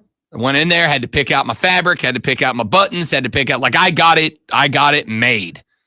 And he goes, how fast was the turnaround? I was like, about 2 weeks. And he goes, do you think they could do it in a week? I was like, I don't know, John Abraham. I've never made a suit before. I don't know the answer to that. I'm guessing you didn't say it that way. No, I did not. Okay, I said it took them 2 weeks. I said, but I also got it fitted for my wedding, and I got it fitted like 4 months out. So I told him, like, I'm not in a hurry. I said, if you tell them that you need it for a television appearance like 7 days from tonight, I don't know if they could like express it. Here's what I do know. What I do know is once I ordered it and got it in, the folks at the shop were like, this is a good suit, good texture, good pattern, good color. I kind of might have to get one. I said, so they may have everything saved where you can just go in there and like get the measurements. And they did have an option to get it rush ordered. How conversation. Then he commented on the Jordans that I got that perfectly matched the suit. And we ended up having like a 5-minute conversation about the suit. I said, hey, can I grab you for 5 minutes to ask you some questions about the show? And he was like, yep, absolutely. So we were just kind of shooting it for a minute. At one point, John Abraham, who was wearing a sweater vest under a suit jacket, a red suit jacket. At one point, this dude unbuttons the suit jacket while we were talking. This man could suit up and play today. I have never been intimidated by a dude opening a suit jacket, but in that moment, I was like, I better talk nice about everything this man ever did. You didn't take a step back, did you? No, because I was interviewing on the phone, so I had to like hold it up to him. Okay. But he took. Let me tell you what happened in my brain. This man opened the suit jacket and like kind of turned to face me to answer a question. And I don't know what the answer to the question I asked him was, because the only thing that went through my brain was, you better get in the gym, fat ass. Are you kidding me? This dude is like a Greek god. This man has not been in the NFL for like 9 years. All right. And there were some other guys there. You want to know what pain feels like? I'll tell you what pain feels like. Pain feels like shaking hands with Troy Brown. Remember Troy Brown, 3-time Super Bowl champion with the New England Patriots? Remember when Troy Brown was like class of the league as a return man? When Troy Brown was just an absolute dog? I got to meet Troy Brown, who's in his mid-50s and looks like it. This dude, I used to watch this guy as a dog in the NFL, and I'm like, oh yeah, you're in your mid-50s. That made me feel ancient. John Abraham rolls over, and I'm like, bro, why did you retire? You look like you could suit it up now. Genetics come into play. Some people are just naturally bigger, and they can keep it with just a minimal amount of work. I got to tell you, I'll have what he's having. This guy was unbelievable. Took off the jacket. I'm like, good God, you could play today. But he was super nice. I will tell you this real quick story about John Abraham real quick before we run to a break. While we were all doing the interviews with these folks, me and the rest of the media nerds were doing our interviews, the SC Football Hall of Fame was creating social media posts for them and sending them for them to post on their social media. And so they had a young lady there who was kind of like the social media coordinator or whatever.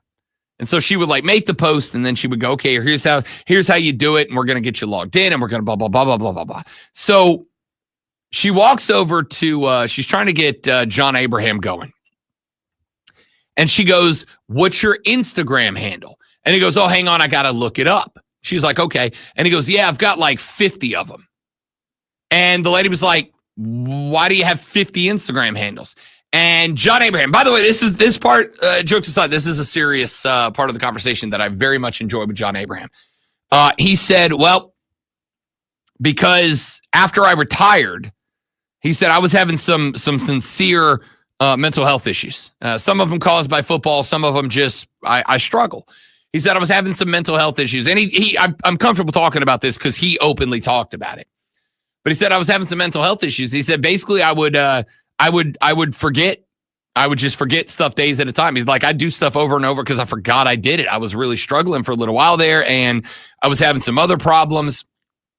And he goes, so I would create an Instagram, and then I'd forget I did it, and I'd make another Instagram, forget I did it, whatever.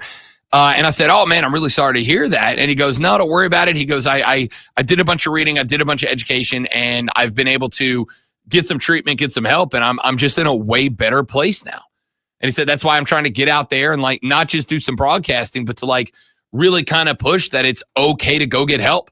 It's okay to talk to people. It's okay to seek out experts and professionals and folks that study this and understand this and ask for help. He said, I'm in a better place now than I was when I was playing football because I was willing to go out there and get that help. And I thought that was a very cool moment. There were a bunch of high school kids standing around us too.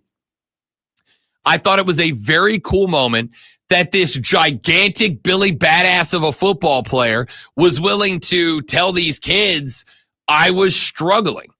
This is one of the biggest bros I've ever seen. Just a dude that if you looked at this guy, you go, if this man has a problem, he punches it and it's solved.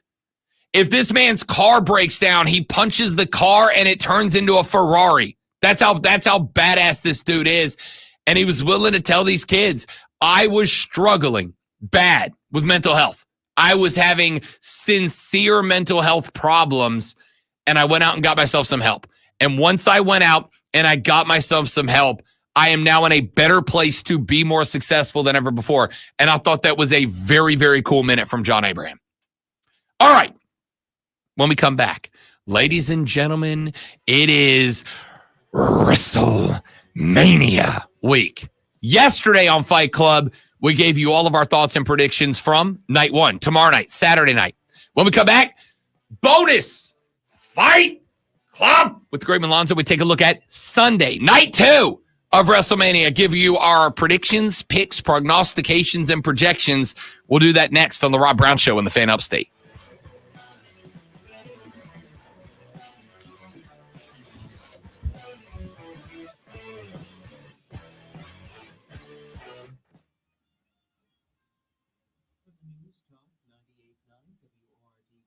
Creepy weather guy. 'Cause I'm a creep. I'm a meteorologist. What the hell is this weather? Is it gonna rain here? Give me 30 seconds, guys. Right back.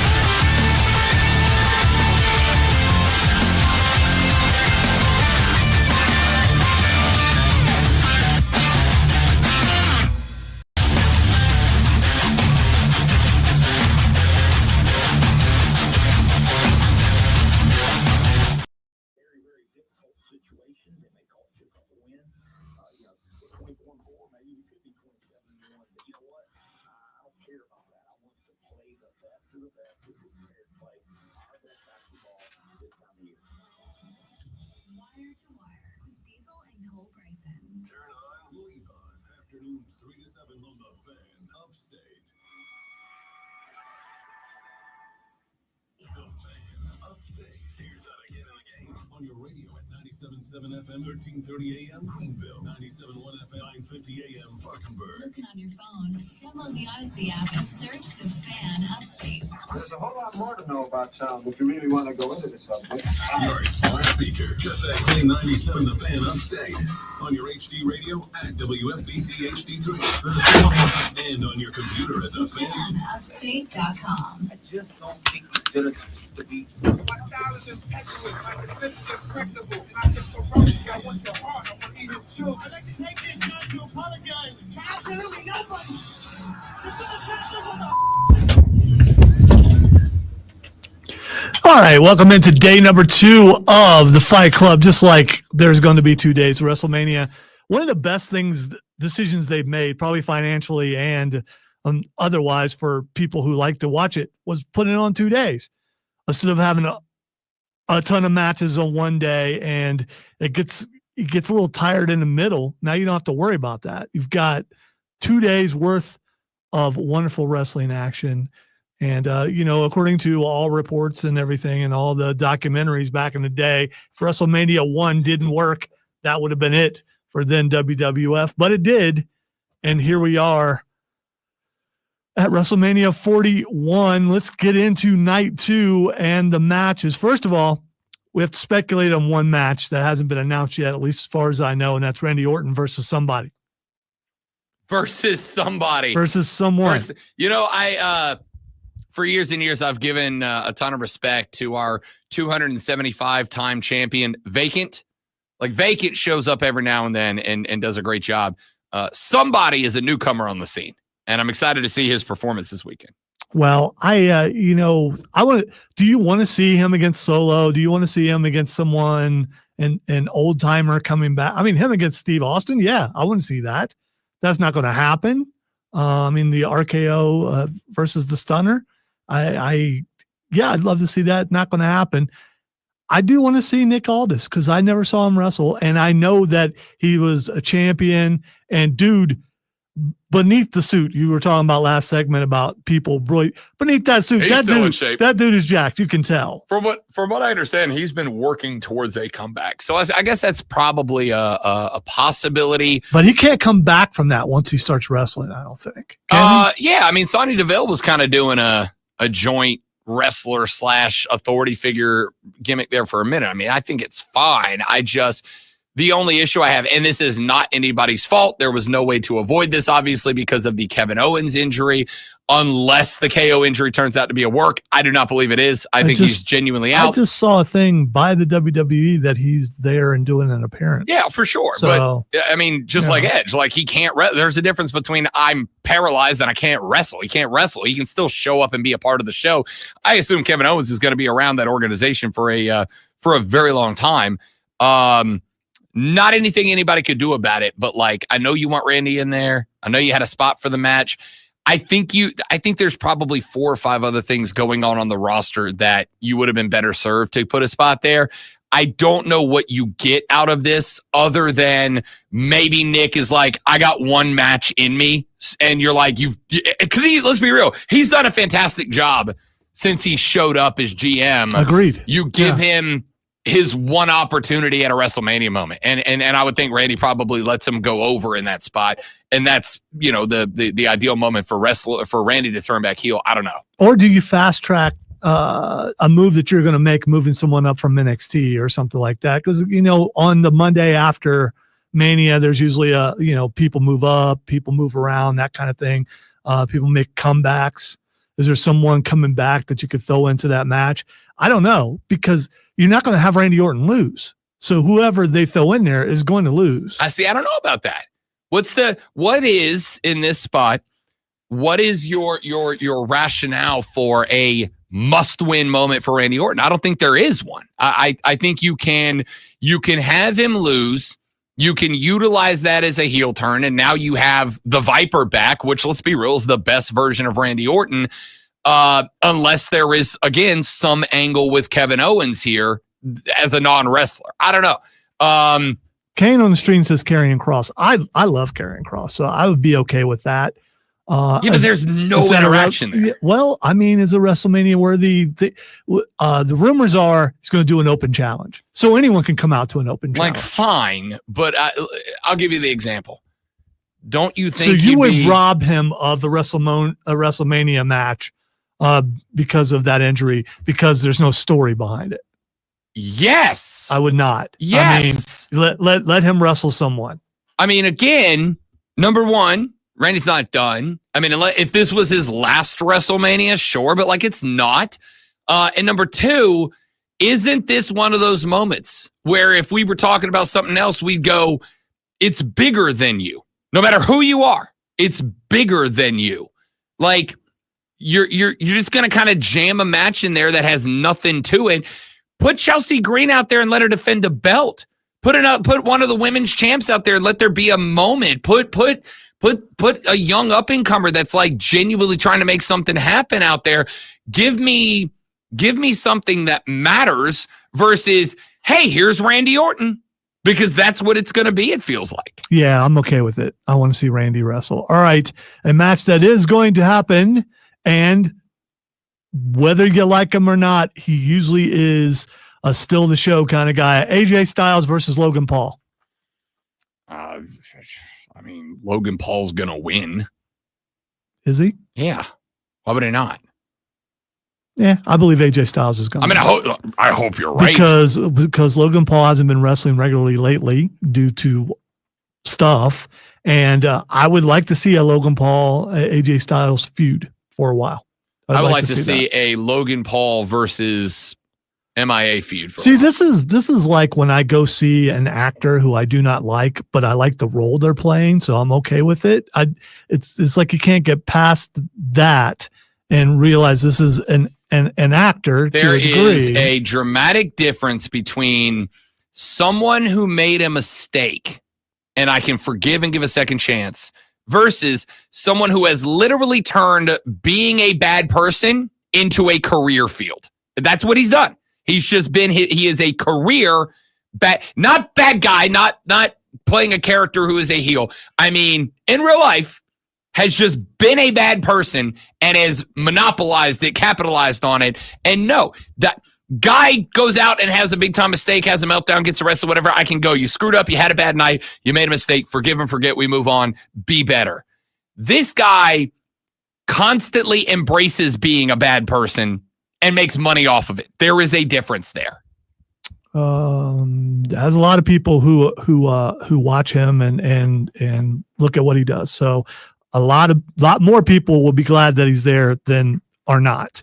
The next match is WWE Women's Tag Team Championship match between current champions Liv Morgan and Raquel Rodriguez going up against Bayley and Lyra Valkyria. I hate these things where they put together a tag team that hasn't been a tag team in a long time ever, and then suddenly put them in there against an established tag team. Liv Morgan and Raquel win. I hope so, because I got to tell you, and this, I don't know if this is going to be one of the hot takes. I don't get Lyra Valkyria at all. Yeah, I don't get it. Yeah, me either. I got it at NXT. I got her at NXT. I understood her at NXT. I understood her right out of the gate on the main roster with the whole thing with Becky Lynch. Understood it. Got it. To the two Irish women, one who blazed the trail and one who followed it. I got that. But since then, I don't get it. There's nothing. I'm going to say this respectfully because, again, I'm just a fat, out of shape, random, average, mediocre white dude. But there's nothing special about Lyra Valkyria. She doesn't talk. She's not particularly impressive. There's just nothing there other than she's one of Sean and Hunter's NXT babies that have made it up to the top. I do not understand Lyra Valkyria. All I can say is so far, Rob not liking Sunday's WrestleMania. Yeah, Saturday's WrestleMania he's down for. Honestly. Sunday he's not. Yeah, pretty much. All right. The next match is between friend of the show, Damian Priest, and Drew McIntyre. Say whatever you want. I think this match is going to absolutely slap. I think this match is going to be, this might be the best match of the week. Honestly, I believe that. Like McIntyre's heel run of everybody's out to get me And he's been right at certain spots and he's been wrong at certain times. But McIntyre's run has been, to me, spectacular and is not getting enough credit. On the flip side, I think we've got on the verge of snapping friend of the show, buddy of the show, Damian Priest. And I think these dudes are going to beat the hell out of each other. I saw a video earlier of Drew showing up at an autograph signing. Kayfabe is not distance. dead. Yeah. Kayfabe is not dead. All right. I'm going to go with Damian Priest to win that. Intercontinental Championship. I'm looking forward to this one. Braun Breaker versus Penta versus Finn Balor versus Dominic Mysterio. Sincere question, can Drew McIntyre afford a loss here? I don't think he can. I don't think he can afford a loss. Sorry, I know we kind of skipped off. He signed a big contract. I mean, in the end, he just...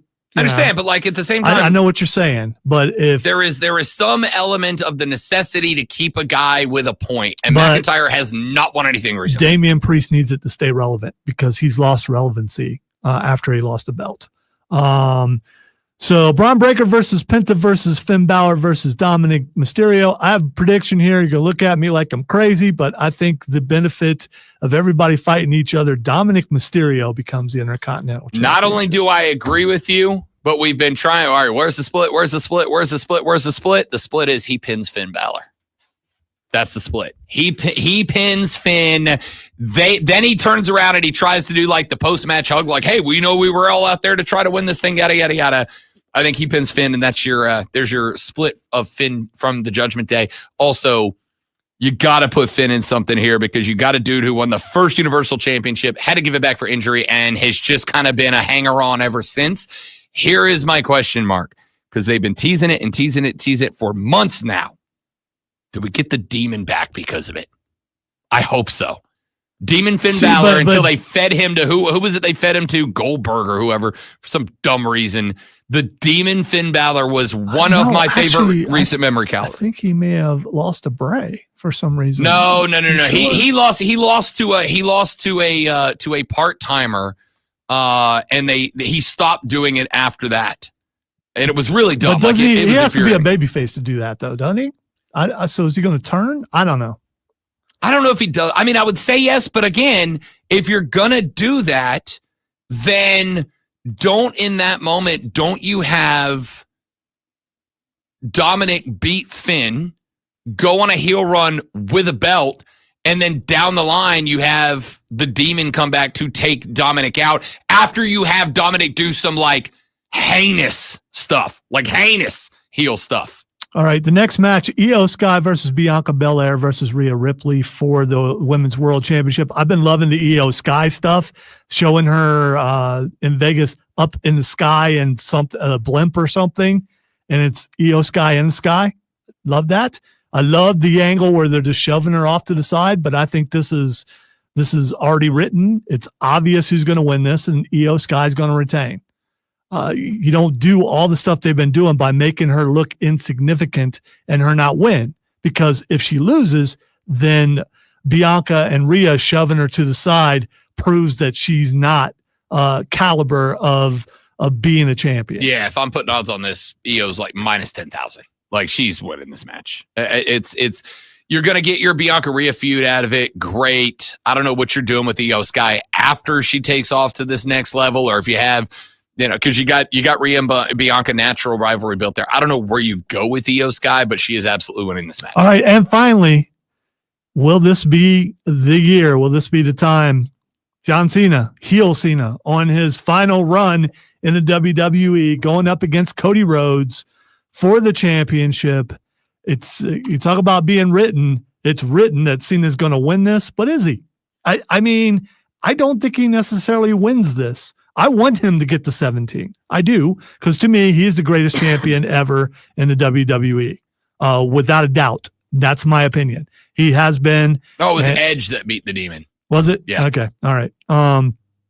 So Cena versus Cody. Cody has had a good run. I think he's again a guy who's better chasing, but he hasn't been a horrible champion. And look at who he had to follow. I mean, that's hard to do right there. I want Cena to break the record. I do. I'm tired of hearing about Ric Flair. That is over with. Let's give it to Cena. And if Randy Orton ends up breaking it, I'll be okay with that too. So I'm going to predict that Cena wins because of interference, probably The Rock, or one of his other soulless people. But I think Cena wins. Cena's absolutely winning, and he's winning for a couple of reasons. Number one is, and I think Triple H is aware of this because in that podcast he did the other day that made the rounds when he was popping off, he's like, "Oh, the internet's not real life," and people complain, but Cody sells all this merch, and it's like, yeah, he does to the cheering, and I get that, and that's part of the reason of keeping him there. But everybody I talk to, those of us that have the money that buy the stuff, whether it's for ourselves or the cheering, we all think he's a boring champ.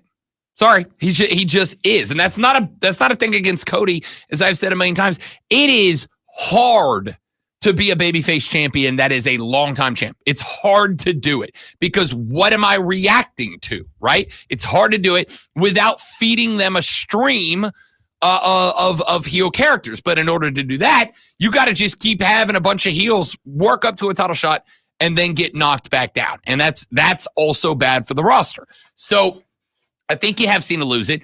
I do think it will be interference, although I don't necessarily think that you need to do it. I think you can just build this up as, how much y'all hated Super Cena LOL back in the day?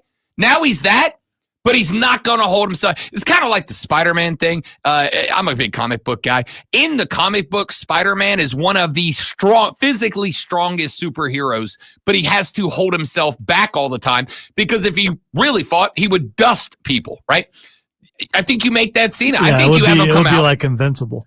I think you have him come out honestly, and I think you have him beat the hell out of Cody Rhodes. I think you have him beat the hell. I think you play it as Cody, like, trying to, throughout the match, like, get through to John Cena, right? Like, get through to John Cena. Hey, man, this isn't you. This isn't who you are. And then at one point, you have John Cena, maybe a dirty shot or whatever, just absolutely beat the hell out of Cody. And then the Cody Rhodes chase is back on with him going, I tried to get through to you. I tried to help you be true to yourself. I tried to bring back the old John Cena, but it's clear that guy's gone. And now I'm going to beat that guy back at whatever. Okay. And now you've got your chase. Cena gets his record, and you have a John Cena redemption arc on the other side. Here's what I see that's going to happen. You're going to have the exact reverse of what happened last year when all the baby faces showed up to help Cody win.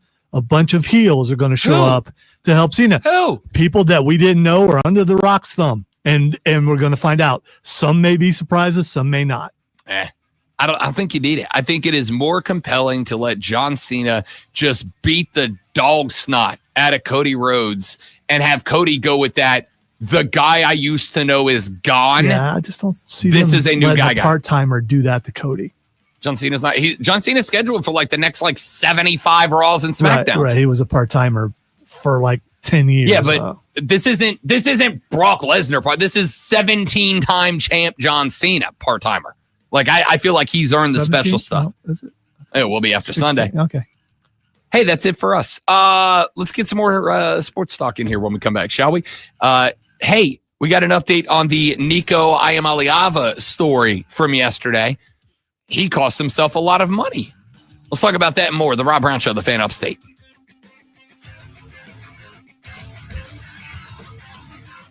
Seth comes in and helps after he's already turned. Who knows? Maybe Drew McIntyre. I mean, there's some. Logan Paul comes in and helps Cena win. I mean, there are plenty of heels.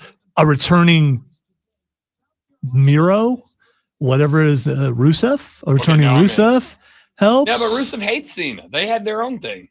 He's got no reason to help John Cena. Yeah, but unless it's like but Rusev, Rock said he wouldn't sign me to a contract exactly, unless I helped him. Exactly. You build more of the final boss thing, who doesn't even have to be there for it. But I still think he's going to be there. Yeah, and it's in Vegas. It's not that far away from California.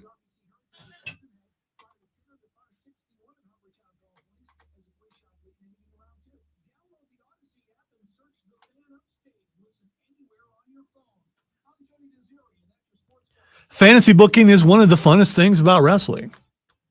I think this will happen. I hope this happens. And you see, he and Rob and I both have different things that we'd love to see happen. At least in that match.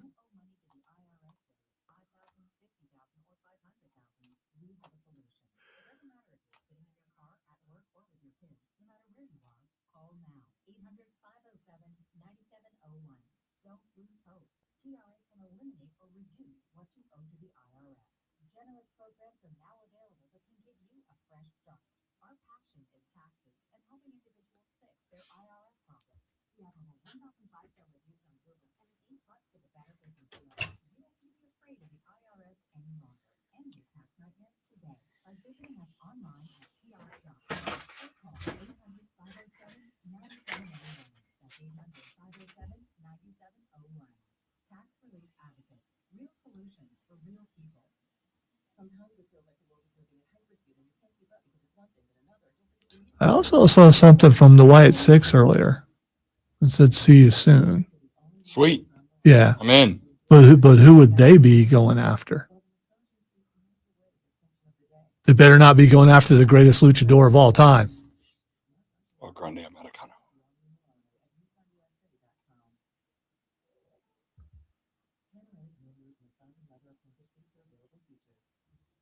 Our daughter Jessie loves playing detective. A clue. But since we discovered she has sensitive skin, we've been playing detective too. We thought the problem was our puppy. But it was actually our old detergent. So we switched to Tide Free and Gentle. Tide Free and Gentle provides an excellent Tide clean, and it doesn't leave behind irritating residues like dyes or perfumes, so it's gentle on your skin. What would you write on the "Thank You Cena" wall? Have you seen it? I have not. There's a wall that they have up for people to write on. It says "Thank You Cena," and you can write whatever you want. Someone wrote, "Thank you, Cena. AEW sucks." With easy access to 1 million+ products and the scale to deliver when and where you need them. The right tools and supplies are never far away. So the one can keep that vintage building running like new. Call thegranger.com or just stop by. Granger, for the ones who get it done.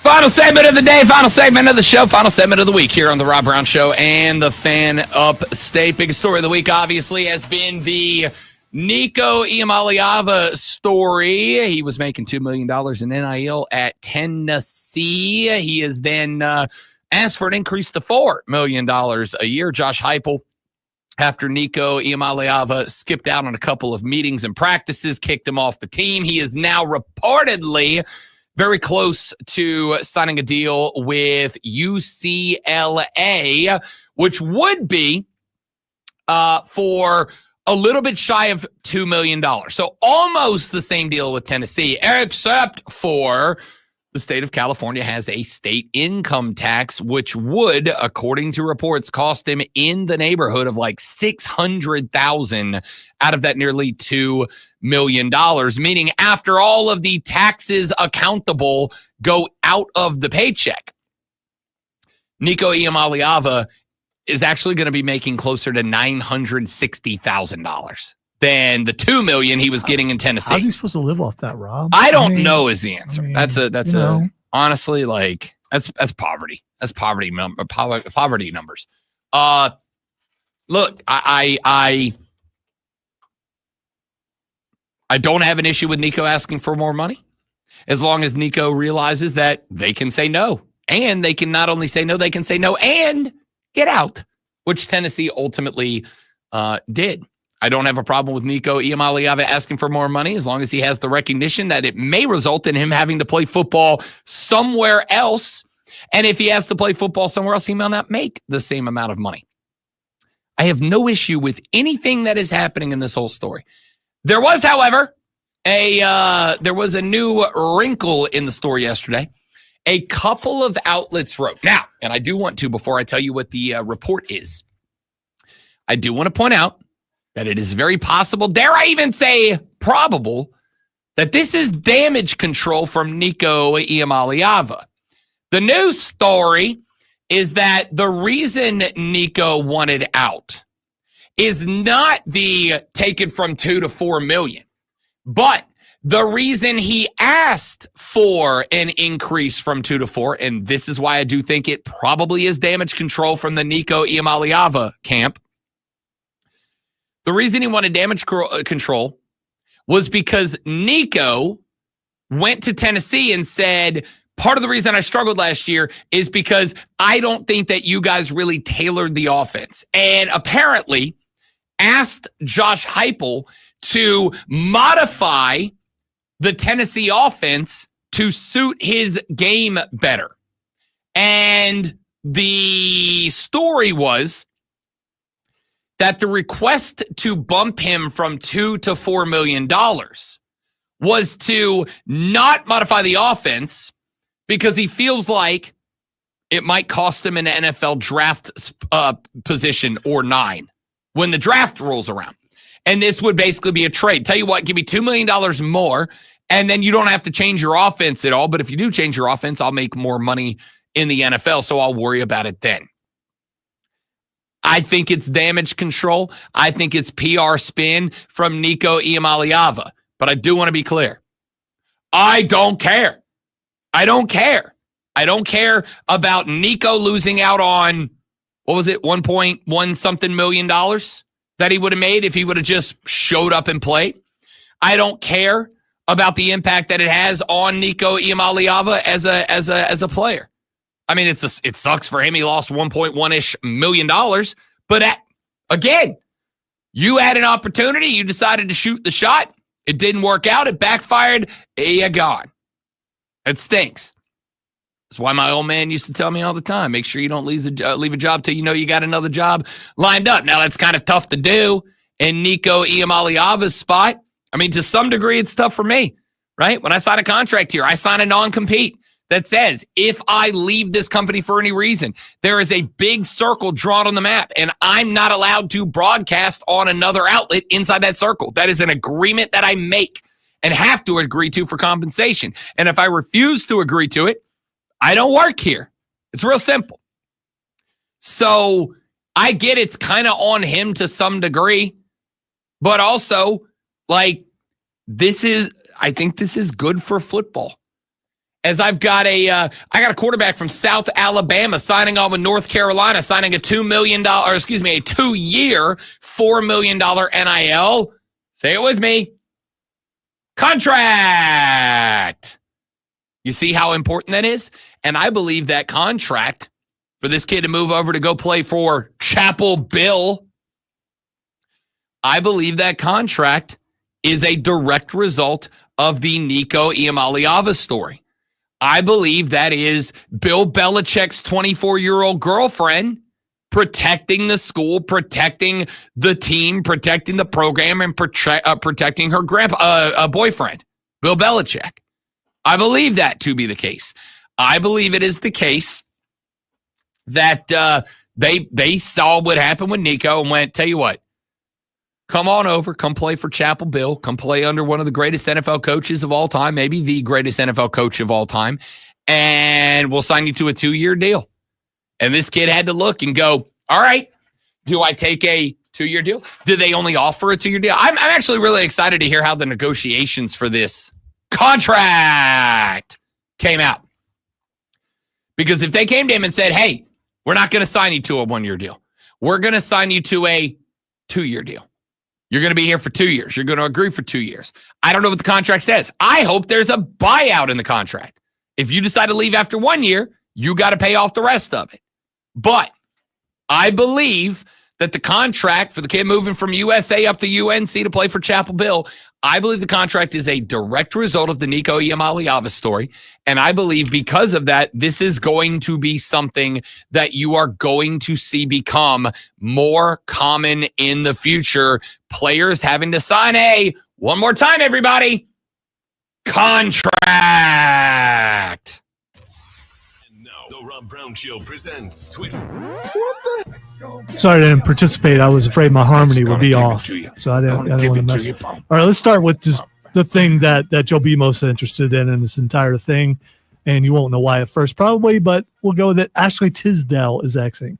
I am the most interested in this thing. I do not know why All Ashley right, Tisdale. Disney Channel Mount Rushmore. Ooh, that's good.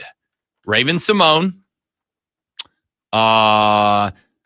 See, I don't know. Most of the Disney Channel, like the shows that went big, Josh and Cody and all that, that was all well after I was growing up. This is all the girls is what's I've seen right now. Disney Channel girls. Hillary Duff, Raven Simone, Ashley Tisdale, and I don't know. I don't know who the last one would be. See, this is more in your No, all these people were on Disney Channel after Rob Brown was an adult. I was gone at that point. Like I was an adult now. I don't know who else I would put on that list. All right, I'm trying to look here. Someone has Miley Cyrus on there. Yep, that's it. That's Selena Gomez, Zendaya. Oh, what's her face? Old skinny wicked girl, Ariana Grande. I know that's where she got her start too. I don't know what the name of the show or where she came from or what she did or anything like that, but I know that's where she got her start. I thought that was on Nickelodeon, but that could be wrong. No, she was on I don't remember that show, but it was definitely on Disney. Okay, the next thing it's Xing is Cinnamon Toast Crunch. Because they found out that there are some people out there that put the cereal in their mouth and then drink the milk and chew it up. And Cinnamon Toast Crunch was like, "You're not allowed to eat our cereal anymore." That's not why. Then I don't know. All right. There's several reasons. First of all, a lot of Denzel posts thinking that Cinnamon Toast Crunch had died, and we're pretty relieved by that. Some other people concerned that Cinnamon Toast Crunch had been deported. That has not happened. Although I mean, I don't know. I don't know if cereal has been tariffed yet, but it's more about the best cereal. Another one of those. Fair enough. So you're saying it is or it isn't? It's in my top 3 or 4. All right, the next thing is Xing the Silver Surfer. Silver Surfer Xing because yesterday is it the first? I think it's the first full trailer of the Fantastic Four movie dropped, and the Silver Surfer is in it, and a bunch of nerds got mad that the Silver Surfer's a girl. Well, actually, you losers. In the comic books, there are various iterations of the Galactic Herald, including a female Silver Surfer, and for the record, Thor once served as the Herald of Galactus. So shut up, dorks. All right, so that anger is old. That was from a year ago when it was announced. The reason why it's Xing is because she's hot. She is hot. I mean, as Silver Surfers, yeah. People weren't expecting that. Yeah, but so was all the Mystiques when they were blue. Like, some of us get turned on by weird stuff. Shut up. Yeah, stop judging. Different colors and things. Speaking of blue, the last thing is Xing is, or is it green? Ahsoka is she's orange more than got some blue in her. The one all I'm gonna say is the Ahsoka series was awesome and it needs more credit. Season 2 will be they're gonna start working on it as soon as Dave Filoni gets back from Japan, because Star Wars Day in Japan was yesterday or Fan Fest, and there's a bunch of announcements, but that is one of them. And Ahsoka season 2 will start filming when he gets back. Also trending, and I'm throwing this here at the end because I think it is important. Learn your history, kids. Today is the 250th anniversary of the ride of Paul Revere. And like 5 other dudes that didn't get caught and were also successful. By land, toeth by sea. If you go to Boston, Massachusetts, you can actually take a tour that will bring you to the Old South Church, which is where they hung the lanterns that told Paul Revere and the rest of the riders. Or you could play Fallout 4 and you could walk the Freedom Trail and actually go in that church. Yeah, but also just go to Boston and but if you can't afford that, awesome. Fallout 4 is on Game Pass. The Midnight Ride of Paul Revere, and again other members of the Sons of Liberty like William Dawes and Robert Newman, et cetera, rode through the countryside alarming and they would not have said the British are coming because they were British. They would have said the regulars are coming. The Midnight Ride of Paul Revere was, of course, glorified in the story, in the song, The Midnight Ride of Paul Revere, which was largely made up by Henry Wadsworth Longfellow. Learn your history, kids, because history doesn't repeat, but it does rhyme. Have a great weekend, everybody. Do not drink and drive. I will punch you in the face. Enjoy WrestleMania weekend. Oh, yeah. And we'll see you back here on Monday to do it all over again, but better on the Rob Brown Show and the Fan Upstate. Later. Rudy Poo, candy ass. Wow, I don't know if you needed to come at them that way, like at the end. I mean, Come at who? Coming at the listeners. You called them all them names and stuff. I didn't call my names. You called them Rudy Poos. I heard it. I don't think of you as Rudy Poos. Happy Easter, everyone. I do hope you all, oh God, have a lovely WrestleMania weekend.